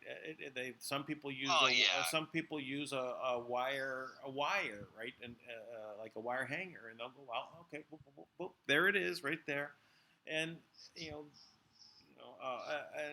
everything, including telekinesis, or you're moving things with your mind.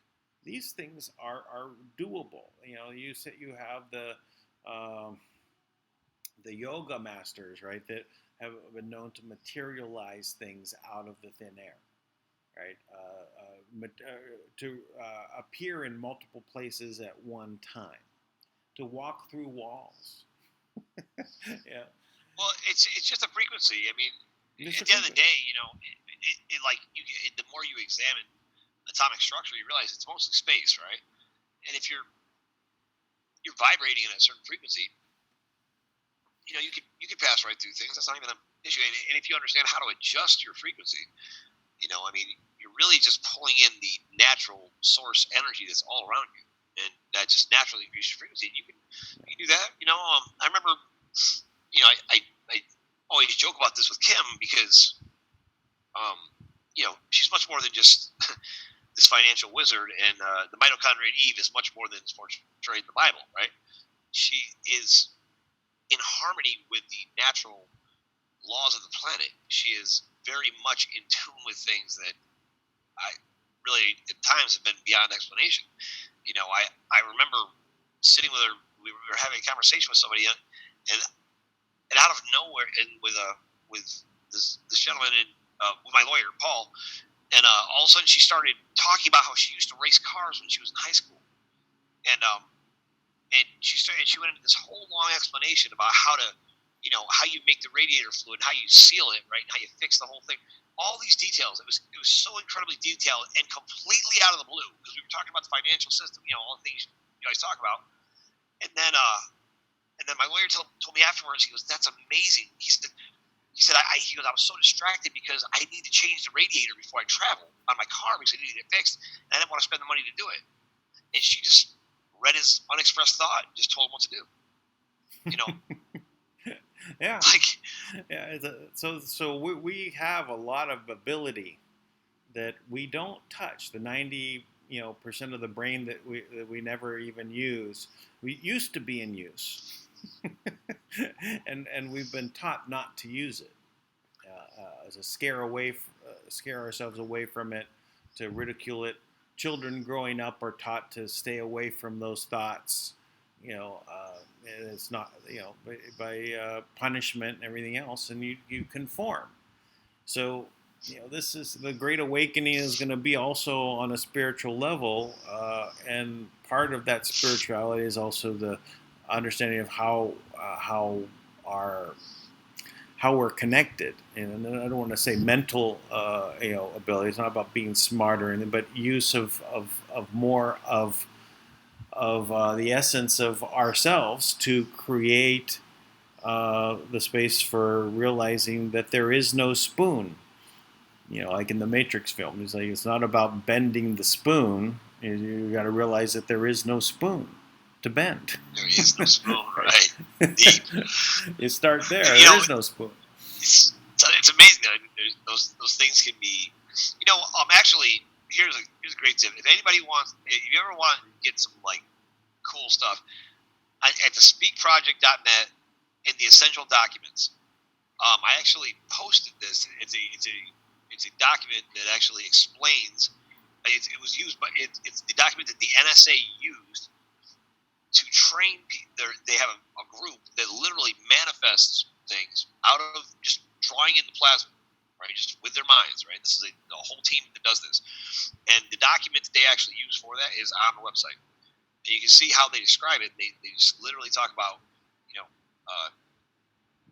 envisioning the photon particle, like, drawing in the plasma and just, creating, and that's definitely possible. I mean, there's actual videos of it happening, like where they just, make these things out of nothing. Yeah, our connection to things is very, more than what we know. This another experiment that was shown where people that were having, they were taking a biopsy of some heart tissue, right, to analyze it, right, and the heart tissue went out to a lab, and it's many miles away, and while they're analyzing it under the microscope, it starts to basically go into convulsions, or it's moving in a way that's looking at the cells, and at the exact same time, the person is miles away is having a heart attack. So the cells that are already detached in somewhere else are actually still connected to the body and go through the same shock. So the concept of how that's possible has to expand your mind to think of how everything is connected. So it's absolute. I mean, it's like I always use the example of a baby. And a baby is such a powerful example, right? The hemispheres of their brain are not disconnected yet. They have no expectations for the future, and they have no regrets from the past. And because of that, they have no limitations either. This is part of the reason why they're going after babies, because they're just innately powerful, right? And that's why a baby can just by its own intention, its own desire, it wants something, it cries out to the universe, and the universe provides it, right? The woman's body will she could be at work, and a baby will cry, and her baby will cry at home, and her body will naturally lactate. The woman's body will naturally create the nutrients needed specifically to protect the child that the child needs, all the way, for the entire time that she breastfeeds. And that's part of the reason why they convinced everybody that it didn't matter. It was so hard to breastfeed. They made such a big deal about it, right? And so now everybody just thinks the formula is just the same, but it's really not. There's 298 nutrients that I know of that can't be reproduced by any other way than the woman. Well, even when I had this argument with my wife at the time, right, when about formula and all the rest of that, while the kids were growing, and I said, she had all this pressure from her peers, right, that were mothers that would end their breastfeeding very early, right, after 3 months or 5 months, or they said, no, this is meant to raise the child. You're the best nutrients. You can't replace it with this. And so I ended up breastfeeding for 2 years on each of our children, roughly, but it's something that they try to detach the parent from the child in every which way, and that's a very strong bond. Absolutely true. Absolutely true. They want to break it. And it's funny because they'll make things that are natural perverted, right? Like they've thrown women off planes from breastfeeding, right? But then they'll take things that are perverted and they'll try to make them normal. Yeah, I'm sure they'll have on the plane movies, someone breastfeeding on a film. All right. But you can't see it in real life, I guess. I'll tell you, I don't. One of the things I believe just recently happened, and I can't prove it yet, but I believe it will be proved out over time, is that these nanites that they call them smart dust. They're released into the chemtrails, and they're active kind of biological technology, right? But not in a good way. They're negative, right? And they're designed to be responsive to frequencies and different things, and cause sickness, and they're more dense than regular cells, and they can cause damage in the body, and they can essentially the idea would be to fill us with so many nanites that they can kind of just control us, just like automaton droids, right? Right. But I'm pretty sure that those have actually been disabled, and I think that's a pretty amazing thing if you understand that these have been around in our food and water and all types of things for a long, long time, and they have major, major damaging effects.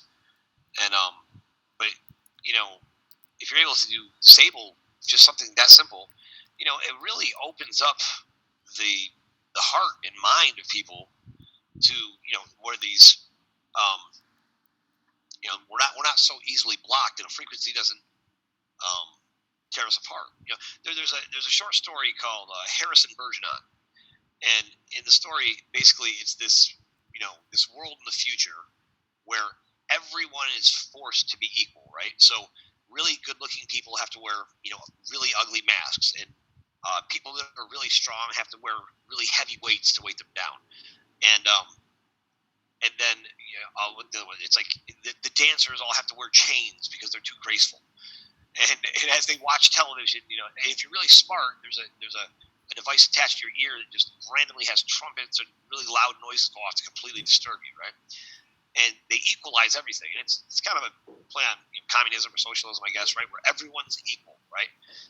And it's so interesting to me because, and then eventually what happens is, this one kid, he breaks the chains and breaks off the mask and flies up. He's so strong, he's just able to fly, right? He flies up, and then the paymaster general or something like that, the one person who doesn't have that walks in with a gun and kills him. And that's that's communism or socialism, whatever. Well, I brought up before the YouTube channel Edge of Wonder, and they have a series on communism.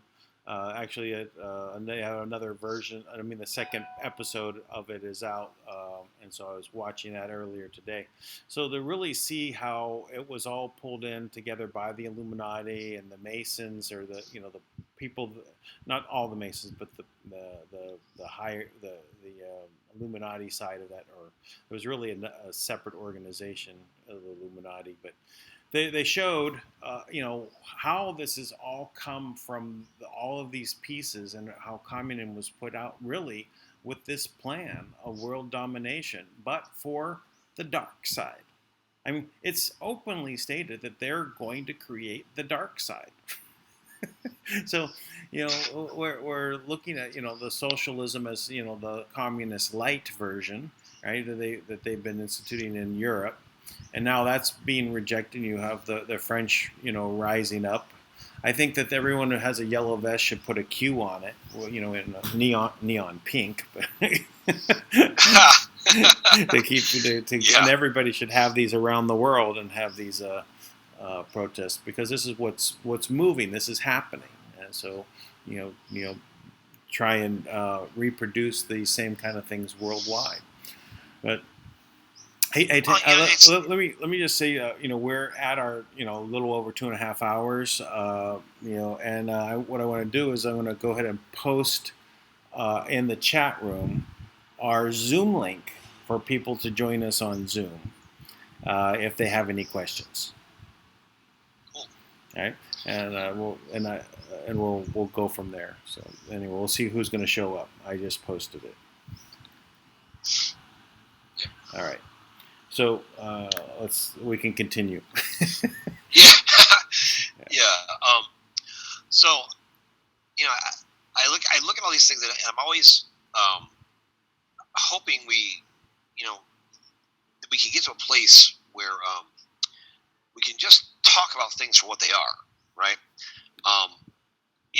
It's there's all these taboos, right? All these different things that are out there, right? Like. And it's tough because they've very kind of this evil intelligence, right? They've mirrored everything that's good, and then they've perverted the value of it, right? Like in Rome, right? Constantine, he took all the religions, right? And you basically had the Baalists. And the Baalists, they're Satanists, right? And they practiced all these devilish things, like literally, right? They would, baby sacrifices, human sacrifices, and to get them under control, they basically gave them a choice. Look, you got to join. You got to join one of these groups. You got to be Jewish or Christian. Like, figure it out, right? And then he basically incorporated all these religions into one, kind of lumped it all together. And people don't really want to hear that, because it's hard, right? Because you get raised a certain way. But it's tough because I think it's really important for people to understand that we take away the power of what we do because we conform to what they're telling us is true rather than doing our own research.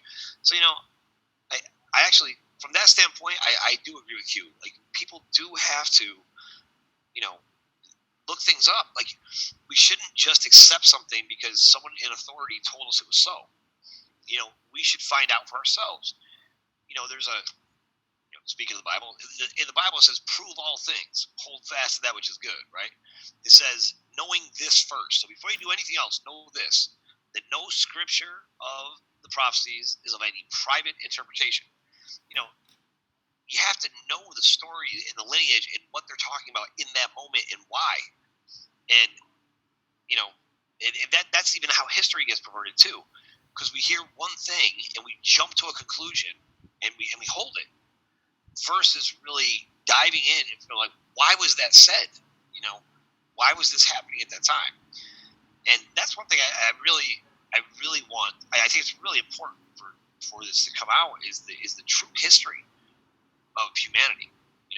Yeah. And to the woman who attacked us the other day, or attacked me at least, Sydney, I guess. She said she was talking about the history, and basically said, I don't know what I'm talking about with Marduk, and I don't even know who he is. It's like, well, I'll tell you what I do know. Historically, I know he was in Babylon, and he was worshiping his God, and I know he was still alive just a couple of years ago, right? So what that means to me is that means that there's a whole lot of stuff that none of us know, and none of us can say for surety, right? Well, that's the one thing I know for sure is that I don't know, and things that I think that I may know, it could still be wrong, and so I'm just open to that, and if you're not open to it and you're really going to be so stuck on what you think is 100% accurate, be prepared for a mental crisis, if things are completely changing around you and you can't accept it. And we really are in that state. But you know what? I do expect this, right? Because, even, the system right now, like the quantum system is powered by source energy, right? And Kim reversed the flow so that all of these electronic devices are literally drawing in source energy. Now, everything she does has to be in line with natural law. So the reason why she was allowed to do that, right, because she wasn't influencing the narrative. She's just giving people what they need naturally, it's going to naturally, because your eyes are just going to kind of draw in that light energy, right? Just so that people could increase their vibration and even start to question things, right? I mean, that's almost a year now that that's been happening. And you can see there's been more changes in this past year than probably the past, 100, right? So much has taken place in this past year. And in large part, that's because of things like that, because people are realizing and challenging and questioning. Now, if we can just get away from, fighting with each other, I think I really do think this is the moment of change, and we're right upon it, and it's it's monumental. Well, and we only have 2 more days to go, so listen, before the GCR happens. I'll tell you what you've never had either. You've never had this in all the times you're watching anything. I texted Kim right before the call, and she's the one in charge. And you know what? And she texted me right back. And you know her name. You know what she's doing. Have any of the mythical Chinese elders ever given us? Maybe you, Dan. You might have had that chance. I don't know. I mean, I feel like you've been everywhere, but most people haven't had that chance. You know what I mean? Yeah. So. Well, I've got Shen Yuzhen's KYC. So. Oh, well, that's cool. So we'll see. Um, it's the mythical Chinese elders that are out there are hidden. We don't know where they are, and if I'm working with one of the Lee families, it's like I'm working with one of the Smiths. There's billions of Lees out there. I'm sure that there's a lot of others out there that won't come out and won't show their face. So, anyone that is going to be visible and out in front of everybody, then it's the first step. Everything has to be done in the light. It can't be in the shadows anymore. Right. And that is going to be the key. And I'm really excited to do this because a lot of these things, like you, I've been planning for years, right? So when we really start moving and planning and putting things out for these projects, right? I was talking to somebody about it because people are calling me, obviously more and more and more with projects, and they're excited. And by the way, anybody who wants their project funded, if you send it to my personal email, please know that will never get funded. If you think if that's the only thing you do, because I'm just inundated, I'm drowning with so many things. I'll overlook it. So just wait, go through the proper channels. Go through Go Camelot. Sign up there. There's forms there and stuff. And to be honest, just wait, because we're right there with this, right? We're right there. Now, if you want to set up your trust, go set up your trust. We did that so everyone could do it inexpensively, and then it's easier to fund, right away, because we know they have the right structure, right?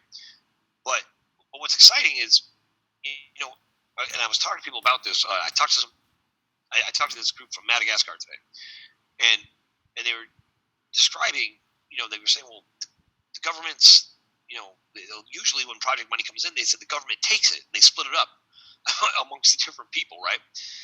And so we were talking about it, and I said, well, we're not doing that. So I'm not here to give money to that government. I go, but if you want to help me get the money to the people, right? And really get the money to the people, directly to the people, right? And you could just see how they were so elated, because we're not talking about going through channels, and putting it to something, and eventually you get your tiny little piece. It's like, you're the project owner. You have the idea, and because it's your idea, you get to go execute it, make it work, right? And we're just going to help you do that. And then this is the other thing too, is what I said to him is his job. The gentleman I spoke to today, was his job was to get foreign investment, right, and connect them. And I said, well, listen, I'm not a foreign investor, right? More like I'm a human investor. I'm investing in people, right? And the return on my investment is not measured in dollars and cents.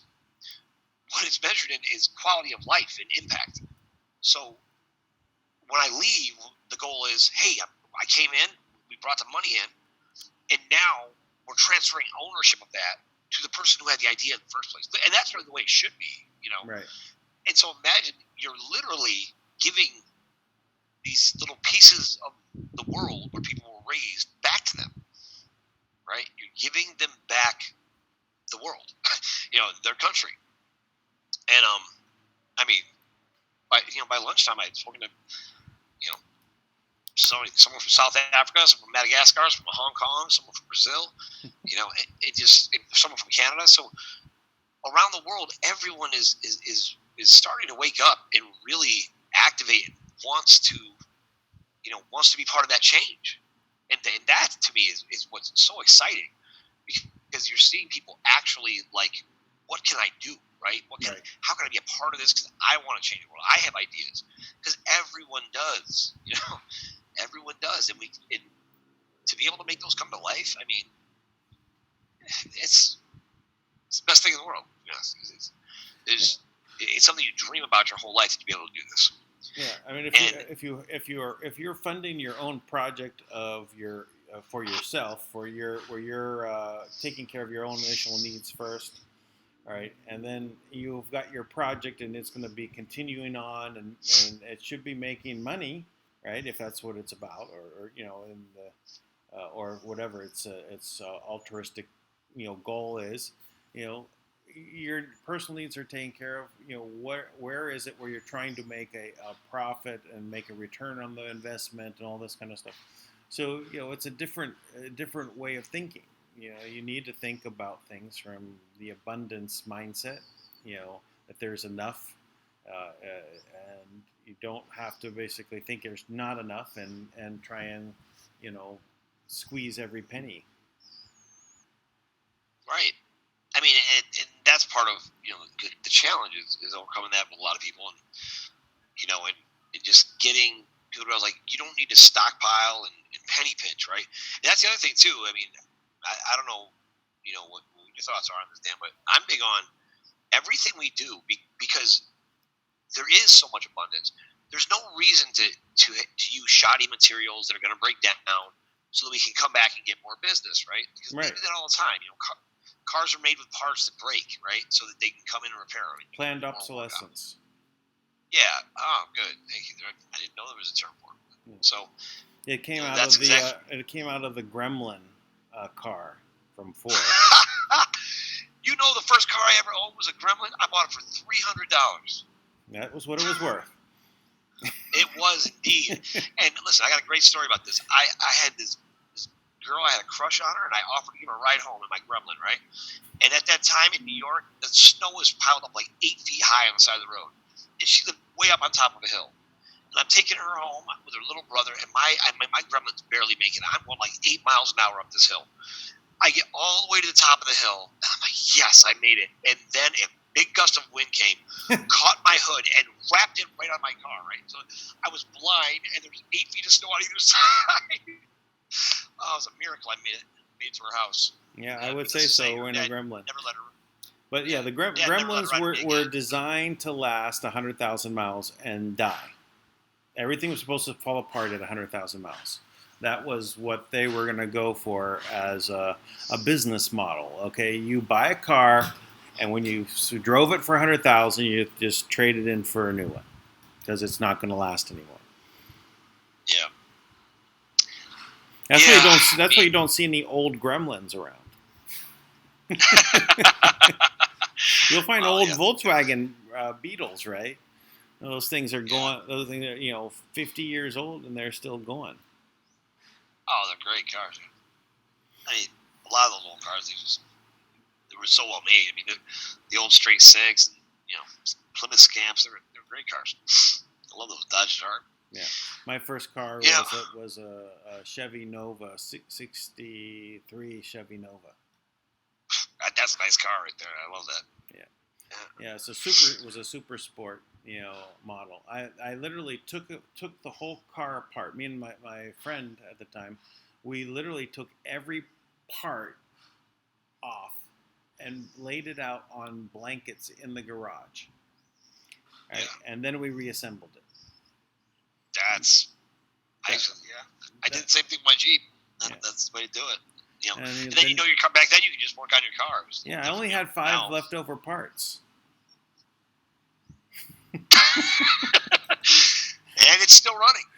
and it did. It still ran. It was 2 springs and some bolts and nuts. They're excess somehow. I'm sure those are necessary somewhere. Yeah. Never figured it out. It still ran. Everything was fine. But amazing. Yeah. So I mean, look, it's all this innovation is stored up in human potential, and all the ideas and all of the beauty and the magnificence of the human spirit. It's really, you can feel it ready to just burst out and express itself, and to watch it grow right now, what's about to go down is truly a transition of power. And to be honest, it's been anything but peaceful, right? Because so many lives have been lost in the process. Yeah, it's a war. This is a war that people are just, and part of the waking up to this is waking up to a state of war. I mean, there's everyone knows these emergency orders are done every year. They'll hear about it, and that's a state of war on one level. But there's levels of this war against the deep state, and Trump leading the charge against the deep state. That is so invisible to most people. I mean, if you tell someone that's not following this that people within the government fired missiles at Air Force One, right? They wouldn't believe it, right? They said, "You're joking." No, I'm joking. It's really happened, all right? Or that military helicopters went down through Los Angeles along Wilshire Boulevard and then picked up a biological weapon and removed it, in the dead of night. They can't comprehend that is going on because they're not watching. They're not going to see it on CNN, MSNBC, CBS, NBC. They're not, and that's what they watch, right? In their program, they'll do it once a day. They'll get their dose of news, and they'll move on, right? And they don't know that this is happening. So that's why it's important to get the people awake, and that's why it takes a long time. And this whole setup for the declassification, even though he ordered it declassed 6 months ago. I don't know how long ago it was, but it just didn't happen. But it's been pushed out there that he can literally go in and force it to be done. But it was all about getting people awake and knowing the issue. Same thing with the border wall. I mean, he's had the money to build, and he's been building, but this extra $5 billion that he was asking for, I think you'd probably go to the guys that are actually building it and say, "Listen, I need a 10% discount on the wall." Yeah. Let's get it all built and work out a deal, or or come up with it, in a way that makes sense. You could put the army down as for exercises on the wall on the section it's still open. Say, okay, military exercises in this area. There's no wall there. Right. Yeah, so there's ways to do it, but it was all about bringing up the awareness to really make the Democrats take a stance against the wall and call it immoral. Immoral. Yeah, while they have their own walls around their own compounds, they won't get rid of your walls. Well, I'll tell you something. I was thinking about this too, and I'll tell you, anybody out there who has an idea of the best way to do this, because I live in New York, and I'm not planning to leave New York. I love New York, and but I gotta be honest. Right now New York it's like, it's always been a hub of the kind of evil empire, right?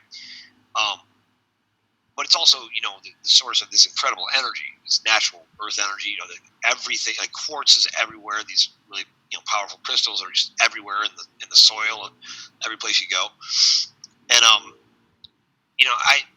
had this vision, and I'm going to pursue it relentlessly in New York. I want to take all of the subways, all of these subway cars, these noise pollutant, old-fashioned buggies that they have running around the city, right? And we're going to replace all of them with the monorail. Now, the monorail doesn't even need a rail, right? It's an anti-gravitational train. Yeah. That as people ride it, will literally make them healthier, right? It's going to improve their health. It'll be so fast, it'll be, there'll never be a reason for, these issues we've had, with the trains in New York. Yeah. And I want to take, and the deal I want to make is I want to take every one of the old subway cars. I want to take all of them. I want to, let us have ownership of all of them, and turn every one of them into some, or not every one of them, but most of them into this, kind of organic little miniature little like gardens, right?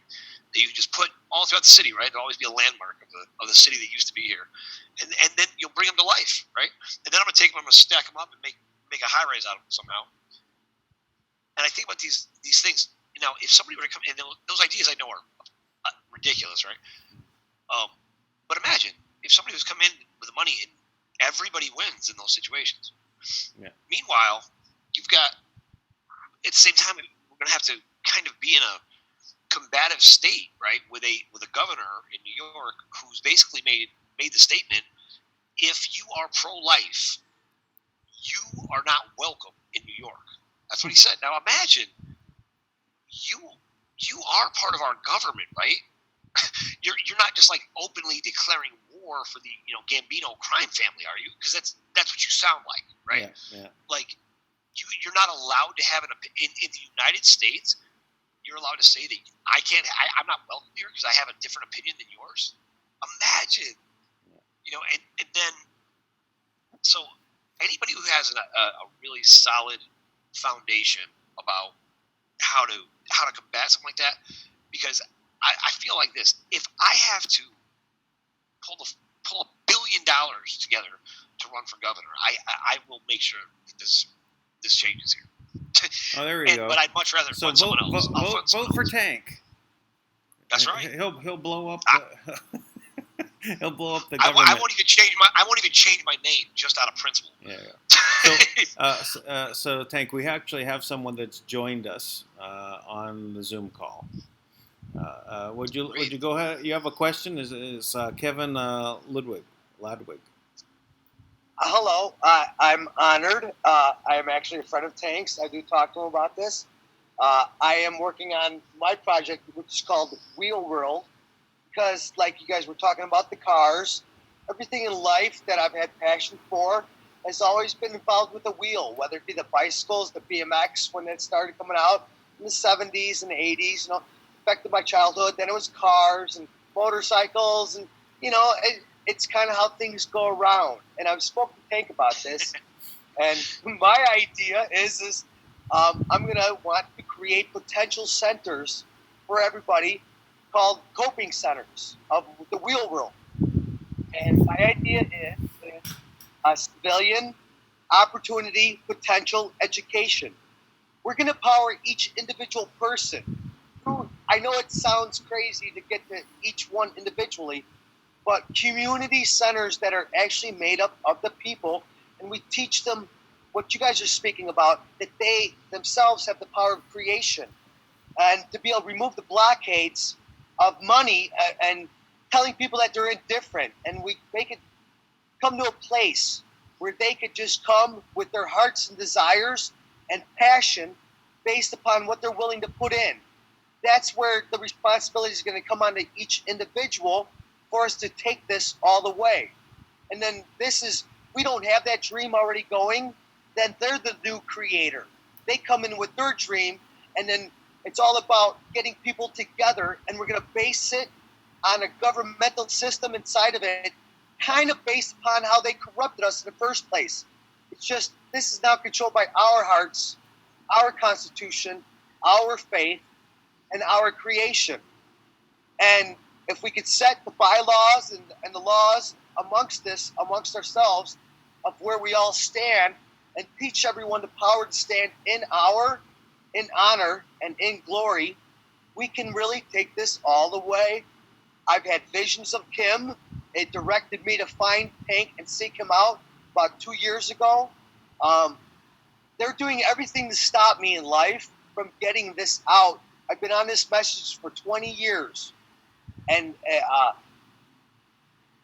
I just need the moral support.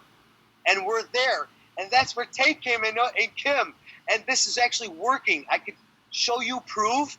I could actually show proof. I don't know. I got it all over my walls. I've been trying myself personally to go after the banksters, putting myself out there, because Christ can only die once, and he already died. So I have the power of it. It's all written down. We have to educate people on how they did this to us in the first place, that they have the same power that they have to control us. we have the same power to free us. Once we know the secret to how they created this delusion over us, then we have the power to create it ourselves. We can create money. All we got to do is just learn how to create promissory notes, checks. This is kind of established. It's just that Kim now has the authority and the asset holder, so we technically have permission from her. It's the middle people, the banks, that's in our way. We've all agreed upon that. We're talking about fighting something that is way bigger than us. I text Tank and I tell him this. I'd like to put it out there. Let's get to their accounts and let's run their bank account that they're milking us off of and feeding into. Let's reverse it and give the numbers to everybody and have everyone pay their bills out of the deep state's checkbook. Let's take it all over. I'm ready. I will put myself out there. I already am. I feel I have the armor of Christ, Colossians 2.8. We each have the authority. We just can't follow their ways of human traditions, that they've got us away from the real truth that lives within us. I thank you guys for allowing me to talk this long. Hey. No, it's fine. Kevin, brother. Yeah. I love your heart, man. I love your enthusiasm. Please do not try to tap into the cabal bank accounts to pay your bills. And please do not make any checks. Kim has not given us that authority, just for the record, everyone. That is, Kim is not saying go out and do whatever the heaven you want, right? So please don't do that. But I do, I appreciate, I know your story, and I do appreciate what you're doing, and I appreciate your enthusiasm and the way you're bringing it. So go be you, but remember this at all times. Practice wisdom before strength, meaning have the wisdom not to put yourself in a situation before you're praying for the strength to get yourself out, right? Now, otherwise, though, I got your back. We're going to make it work. So just... Well, I'm hanging in. Team effort. I'm just letting them know that we are awake. You know what? You know what else you let them know, Kevin? Strong, man. I mean, strong. Like a lion, dude. I can feel you from here. And that's where we're at. That's where we're at. And I know that. And they know that. And when you get people like that, like yourself, that are just fearless. Now, keeping in mind, let's take that fearless and hone it into, practical, applications. Make sure you stay grounded and move intelligently too. But I love your energy about it. I really do. Thank you. Just to drop 2 stories on you really quick. A friend of mine is going through the same thing where he's trying to get his freedom, and all he wants them to do is back off on simple. They're coming at him with the cabal, through the simple laws and through the mind control of local police departments, and he's just trying to stand his honor. I call him and I tell him to read Colossians 2.8, and he will have the armor and protection of Christ. But he must stay in the hiding of Christ, because the vengeance of God is coming. So I told him this. As this is happening, someone gets on his Facebook from Canada and texts him posted on his page that he has to read Colossians 2.8 through the power of Christ. The weird things are happening to where Christ is working, and this is happening. Kim is real. Yeah. Well, this has brought up a trigger. Something we were talking about another video on the TDA accounts, and I think this is kind of touches on that same subject. And it says I'm working on my Seste QV. That's kind of where Tank knows that I'm personally attacking them, trying to collapse my trust. Okay. I mean, I've got paperwork in the courts, and Tank knows. McKevin is here. I think Dan's about to play this video. Yeah. And if you haven't seen it, watch it and listen carefully, because I told you that I wouldn't recommend it. I wouldn't recommend going that route right now. We're not in that time. So I think that I'm sorry, Dan. Are you gonna play that video? Yeah. I think it'll explain it. Yeah. Go ahead. The treasury account that everybody is talking about, I assume, is where the birth certificates were pledged. Right. As collateral. Is that right? That's correct. That's my understanding. Yes. Okay. The accounts that exist where the birth certificates are deposited are called Treasury of USA. Treasury of USA is a Dragon family, or was a Dragon family organization. It has zero connection to the Department of Treasury of the United States. It is not a government organization. It was a private Dragon family corporation, for lack of a better term. Schlussfund. Right. So the way the program was sold to the participants, which would be the Ways and Means Committee in the United States, your Department of Commerce, U.S. government, and the way it was actually sold, it's not only the U.S. that has this program, by the way, it's several different countries throughout Eastern and Western Europe that have the program. They guesstimate based on the year that you were born, based on what they believe from the age of 18 to the age of 50, then it went to 55, then 60, then 65, how much in tax you will pay in the future. And as an example of, if you were born in 1970, they guesstimate that you'll pay some odd $10 million in taxes over your lifetime. You know, just as an example, between you get your state tax, you have income tax, you have Social Security tax, you have VAT tax, sales tax, you know, tax on travel, tax on gas, tax on every single thing you do in your life, right? And the reason why they kept increasing and changing, you know, from income tax and no income tax and income tax again, and I'm going back to the 1800s. And then you had war bonds, you had all kinds of things that were done over the years, right? The reason why the tax keeps increasing is not only they needed a higher value to the bonds, they program. So the program, the way it was sold to the people, was that if we deposited these birth certificates into the trust, which is where they are, by the way, or hopefully not for much longer, but where they are currently, through the ANNA system in Belgium, in cooperation with the XN system in Belgium, and you can look these things up, they do exist. The trust would trade against those bonds and issue payment against those bonds for programs that are to sustain the health and welfare of you as a citizen, for example, of the United States. Things like Social Security, as an example, public education, the police department, the Coast Guard, the Pentagon, the EBT or food stamp program, free health care, Medicare, retirement payments, these types of things. This is what it was supposed to be utilized for. So the money would go every time into what's called the Treasury of USA, and then it would trickle into the government departments during budget time. So when the program started, there was some odd 98% or so of the funds that were going into the government program, Department of Education and whatnot. By the time it ended in 2007, the trust bought its last bond in March of 2007, there was probably somewhere around, 2 to 8% going into the government program. And so it ended at that time. The Treasury of USA's contract officially ended with the trust in March of 2014.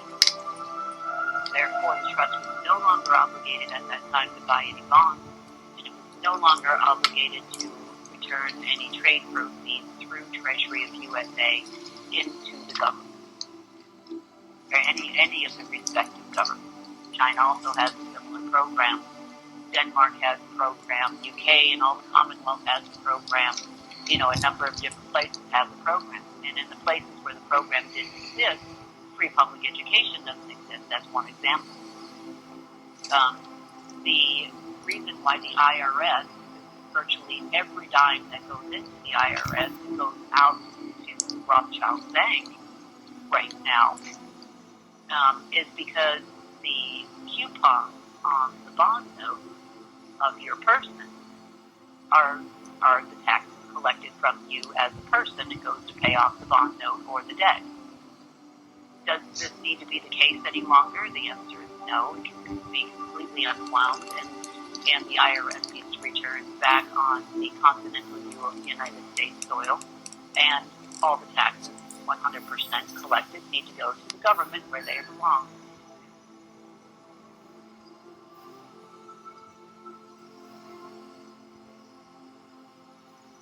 Is that it? I think so. When a ship pulls into port, it pulls in and stops, and it's called in its berth. The ship is now in its berth. Okay. Okay. Well, actually, I'd seen that before that particular video. So, but yeah, it does give perspective on how that functions. You know, where they're borrowing against it, and then the tax is going to go and pay off what was borrowed, right? So it's interesting to put that in the light. So. Yeah. So Kevin, you know, I know there was a time when I was very much, you know, pressing in part of this movement with TDAs, and that was prompted by people in the government.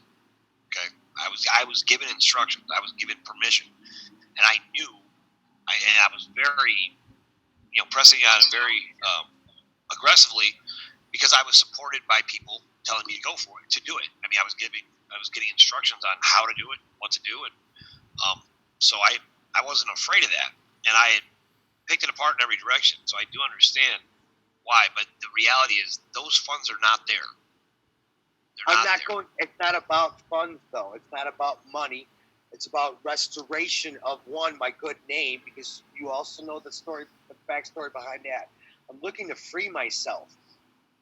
You know, it's sovereignty is the state of mind. I agree. So, you know? So let me ask you a question. Yes. If sovereignty is a state of mind, how can anyone make you a slave? Yeah, I'm not bowing down no more. Don't forget, I'm coming at this. I'm learning and studying the laws and the systems that have enslaved me, and I'm not doing this uneducated like I am. No, I know. So no, listen. It's just like keep a at movement. it. Just listen. For your daughter's sake, please, just be careful. That's all I ask. All right. Thank you. Yeah. Absolutely. I heed the warning. Well, I know when I was looking at what Heather Antucci was doing with One People's Public Trust and the move where there was a big movement, a couple million people joined in to go ahead and attach their Social Security account to their PayPal, and then go ahead and pay things. I went in and I attached it, and I followed through with that and saying, okay, but I didn't want to use it. Right? I did attach it just for my own confirmation that that account existed, because if it did not exist, it would not attach. It's how the thing is programmed. So it just proved that it does exist. No matter what they say, it doesn't exist, but it's there.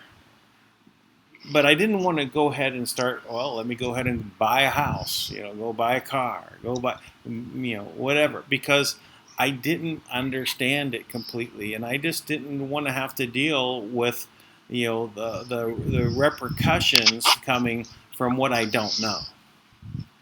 And I only wanted to confirm that account existed, and that was it.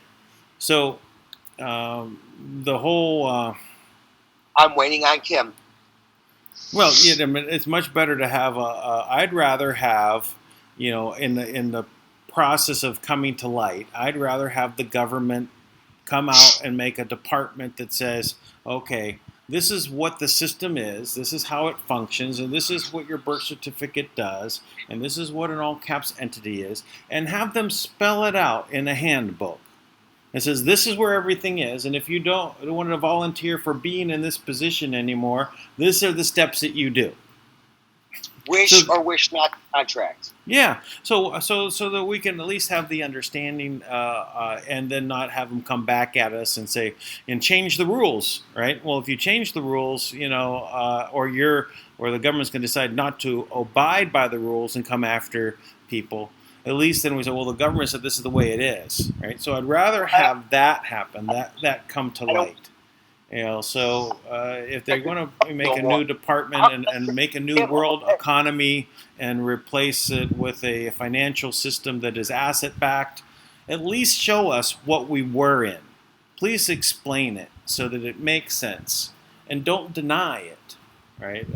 And explain how it's supposed to function and how it didn't function. And of course, it's also, since it was supposed to be for our benefit anyway, and we didn't receive the benefit. We all volunteered to be the trustee when we're supposed to be the beneficiary.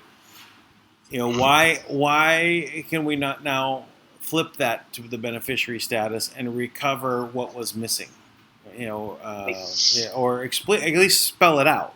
Say why we've moved on and now we're in a new system.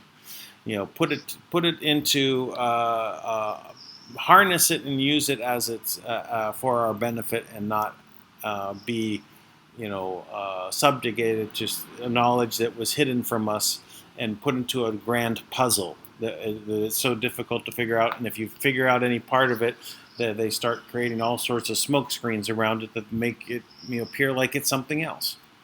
Or you disappear. So, anyway, I highly suggest everyone be careful about any of those things, and I suggest to people that contacted me because I did put up the fractionalized trust documents and made them available for people to click on a link and find them on my Google Docs. So, but this is a time to look forward for what's happening with Manna World Holding Trust and how we move past where the GCR is and move into where we all have abundance in our lives. And that's what we need to focus on, not on the rest of it.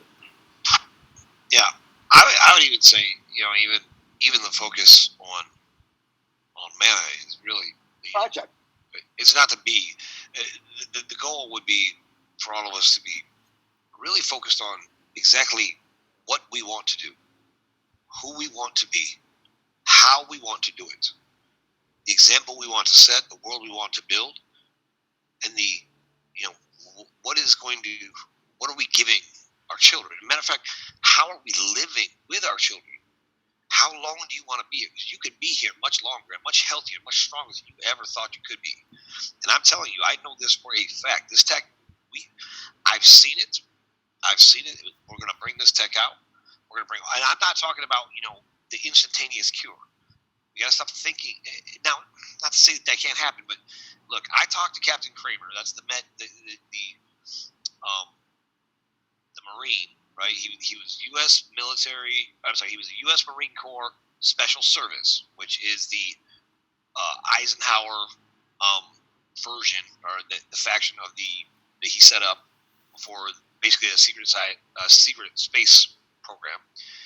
And this man's testimony about what he's been through, I mean, he has validated it. And and if you hear it, if you've never heard it, you can go look up Captain Kramer. And I believe I don't know if it's Corey Good has, similar experience. I think it's Corey Good has similar experiences. But Captain Kramer, I've talked to him a few times, and he definitely knows what he's talking about. Now, he has the plans for this med bed. He knows how to make it. And I know he's missing one element, right, to do it. And I know that one of the things they talked about was that, they'll take your body back to, say 30 years old to make you return you to your optimal health and strength at 30 years old. But he said, but they won't change your face because there's a psychological effect of if you're 65 and all of a sudden you're 25, there's an actual psychological effect that people start to act at that age, and that's not really what you want. And I'm just, these are just facts. I'll go for 19 because I've been telling people I'm 19 for the last 30 years. I mean, obviously. So I'll handle it. Give me the 19. Yeah. But you know what? I'm saying that a lot of us really sold out on this instantaneous fix, super aggressive action. And I am a fan of both, and there's a balance. I'm a fan, but you got to know when to strike, and you also have to know, when is it necessary. And right now, energetically, I just don't feel that. I don't feel that way. I understand. Listen, believe me, I am an advocate for true freedom.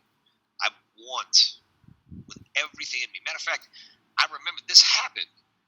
When I first spoke to Kim, I was heartbroken. I didn't know what to do.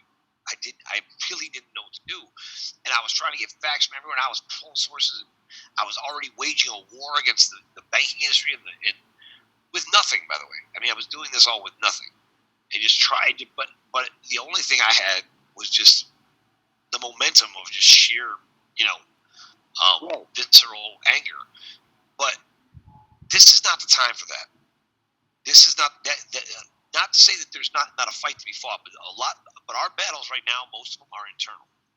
What we got to do is we got to deal with ourselves, and we got to really take a good look at what has happened to us personally, and just integrate it into the person that we are. Right? Allow it to be part of your experience, and allow it to make you better. Allow it to make you stronger. Allow it to make you a better father, a better provider, a better innovator, a better mechanic, a better leader. Right? That is what it's going to take, because those are the ones who are going to be able to be in this next age, and the ones who are able to adapt and embrace their power, and at the same time, realize that the possession of that power comes great responsibility, and you are responsible for everyone you talk to, everyone you touch, everyone that hears your voice. You are responsible. And one of the biggest problems is that we've come up with this dismissive, indifferent attitude that it's not my problem. And I am telling you, yes, it is. If you see a problem out there, it is your problem. And if you know how to fix it, it is your problem. We don't get to walk into this new world and continue to ignore other people's suffering, continue to ignore the pain and the anger. Those are your people, all of them. Black, white, Puerto Rican, and Haitian, it does not matter. All of them. That is the difference. It needs to end. What's that do? Suffering is suffering, and it needs to end. Well, I mean, okay, look. But there's a process, right? And we can't just drop an anvil on it like a cartoon and the show's over. We got to embrace it. This is going to be a growing process, right? And it's going to take. The race is given to those who endure us to the end, right? Now this right here, maybe it's our ancestors, maybe it's our previous lives, maybe it's our old self, but at the end of the day, it doesn't matter, because it's on our desk right now. This is our problem. Now, the sooner we start to look at this as our problem, instead of why won't the government do it? If all you do is complain that somebody else isn't doing their job, believe me, you're not helping. If all you do is just make the problem worse and fight about and complain about people on the ground, right? Because that's the big move. And even this was my real beef with what I heard today from the Q movement, right?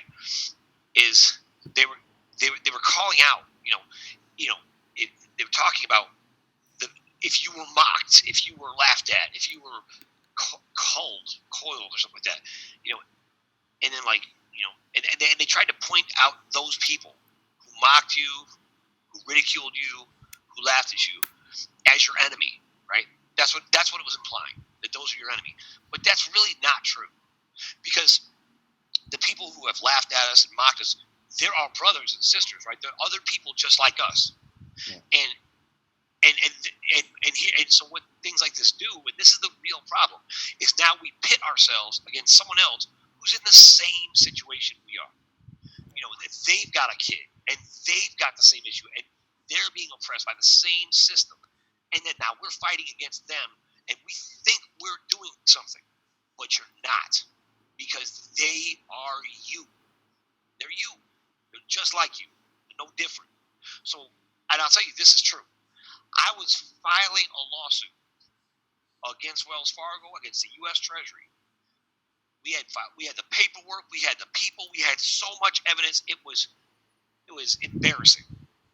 And when Kim called me, she never tried to derail me from doing a lawsuit, for the record. What she said is, you need to get the right people, because you're going to sue these people and it will fail inevitably because they weren't even the right people. Because you tracked that whole thing up and it was useless. The efforts would have been futile. So that's the problem with all of this. Everyone's looking on these very surface things. And you want to talk about a deep dive? Listen, you can dive in on Google all you want, and you will not find the real culprit. You're not going to find a way to back. Because I'll tell you, I had people everywhere looking for me, calling in every favor I had, trying to get to who owns Wells Fargo, or who's the one claiming to own Wells Fargo, right? It would go back to like Madame Wu and the Gao family, and when they would show up, there's no record of them owning anything. But Wells Fargo was so controlled by them, they would just show up and do whatever they wanted, and they thought they owned it, but they didn't. They really didn't own it. So, and that's the big thing that we've got to kind of say, okay, they stole everything from us already. They already stole everything we had. They took over the earth. They took over our lives. They changed our history, right? Everything. They took away our power. Now, don't go turn around and give them your power now. No. Trying to be a hero. Don't do that. Keep your power and stand in it and be knowledgeable. Be aware. An artist, what makes an artist, what really makes someone an artist, it's not their ability to draw, to paint, to sculpt. It's their ability to see. And because they see things that other people ignore, they appreciate things that are beautiful and ugly, details that others completely overlook. Now, I would encourage you all to begin to look at this world and this life like an artist. Examine things carefully. Appreciate them, good and bad, and respond accordingly. And allow them to become integrated into your life. And realize there are people out there that you might think that you just want to hate them, but you have no idea the damage that they've suffered. So try to be considerate of that. And then when we can all kind of collect together around that, these giants that we think are so terrifying, believe me, they're nothing. They're nothing. And that's why the key is do no harm to others. The Messiah said this. You talking about Christ. The Messiah said this. The disciples asked, which of the commandments is the greatest? Which one? And the Messiah just said, love one another. That's it. That's it, man. That's it. Love one another. Just do that. That, by the way, that is what opens the door for everything we want to do. Everything. So please, don't get your crazy self killed, all right? Yeah. Yes. All right. So, I think we're getting close to our end here. So we were at 3.5 hours, and we're have a countdown on the Zoom as well. So we should cut it here, but we'll be back tomorrow, and maybe we have an interesting update with 1 day left of their chance to enslave us for the next 5 years. One more chance to enslave us. One Go. more. I'm so honored you guys gave me the time on the show.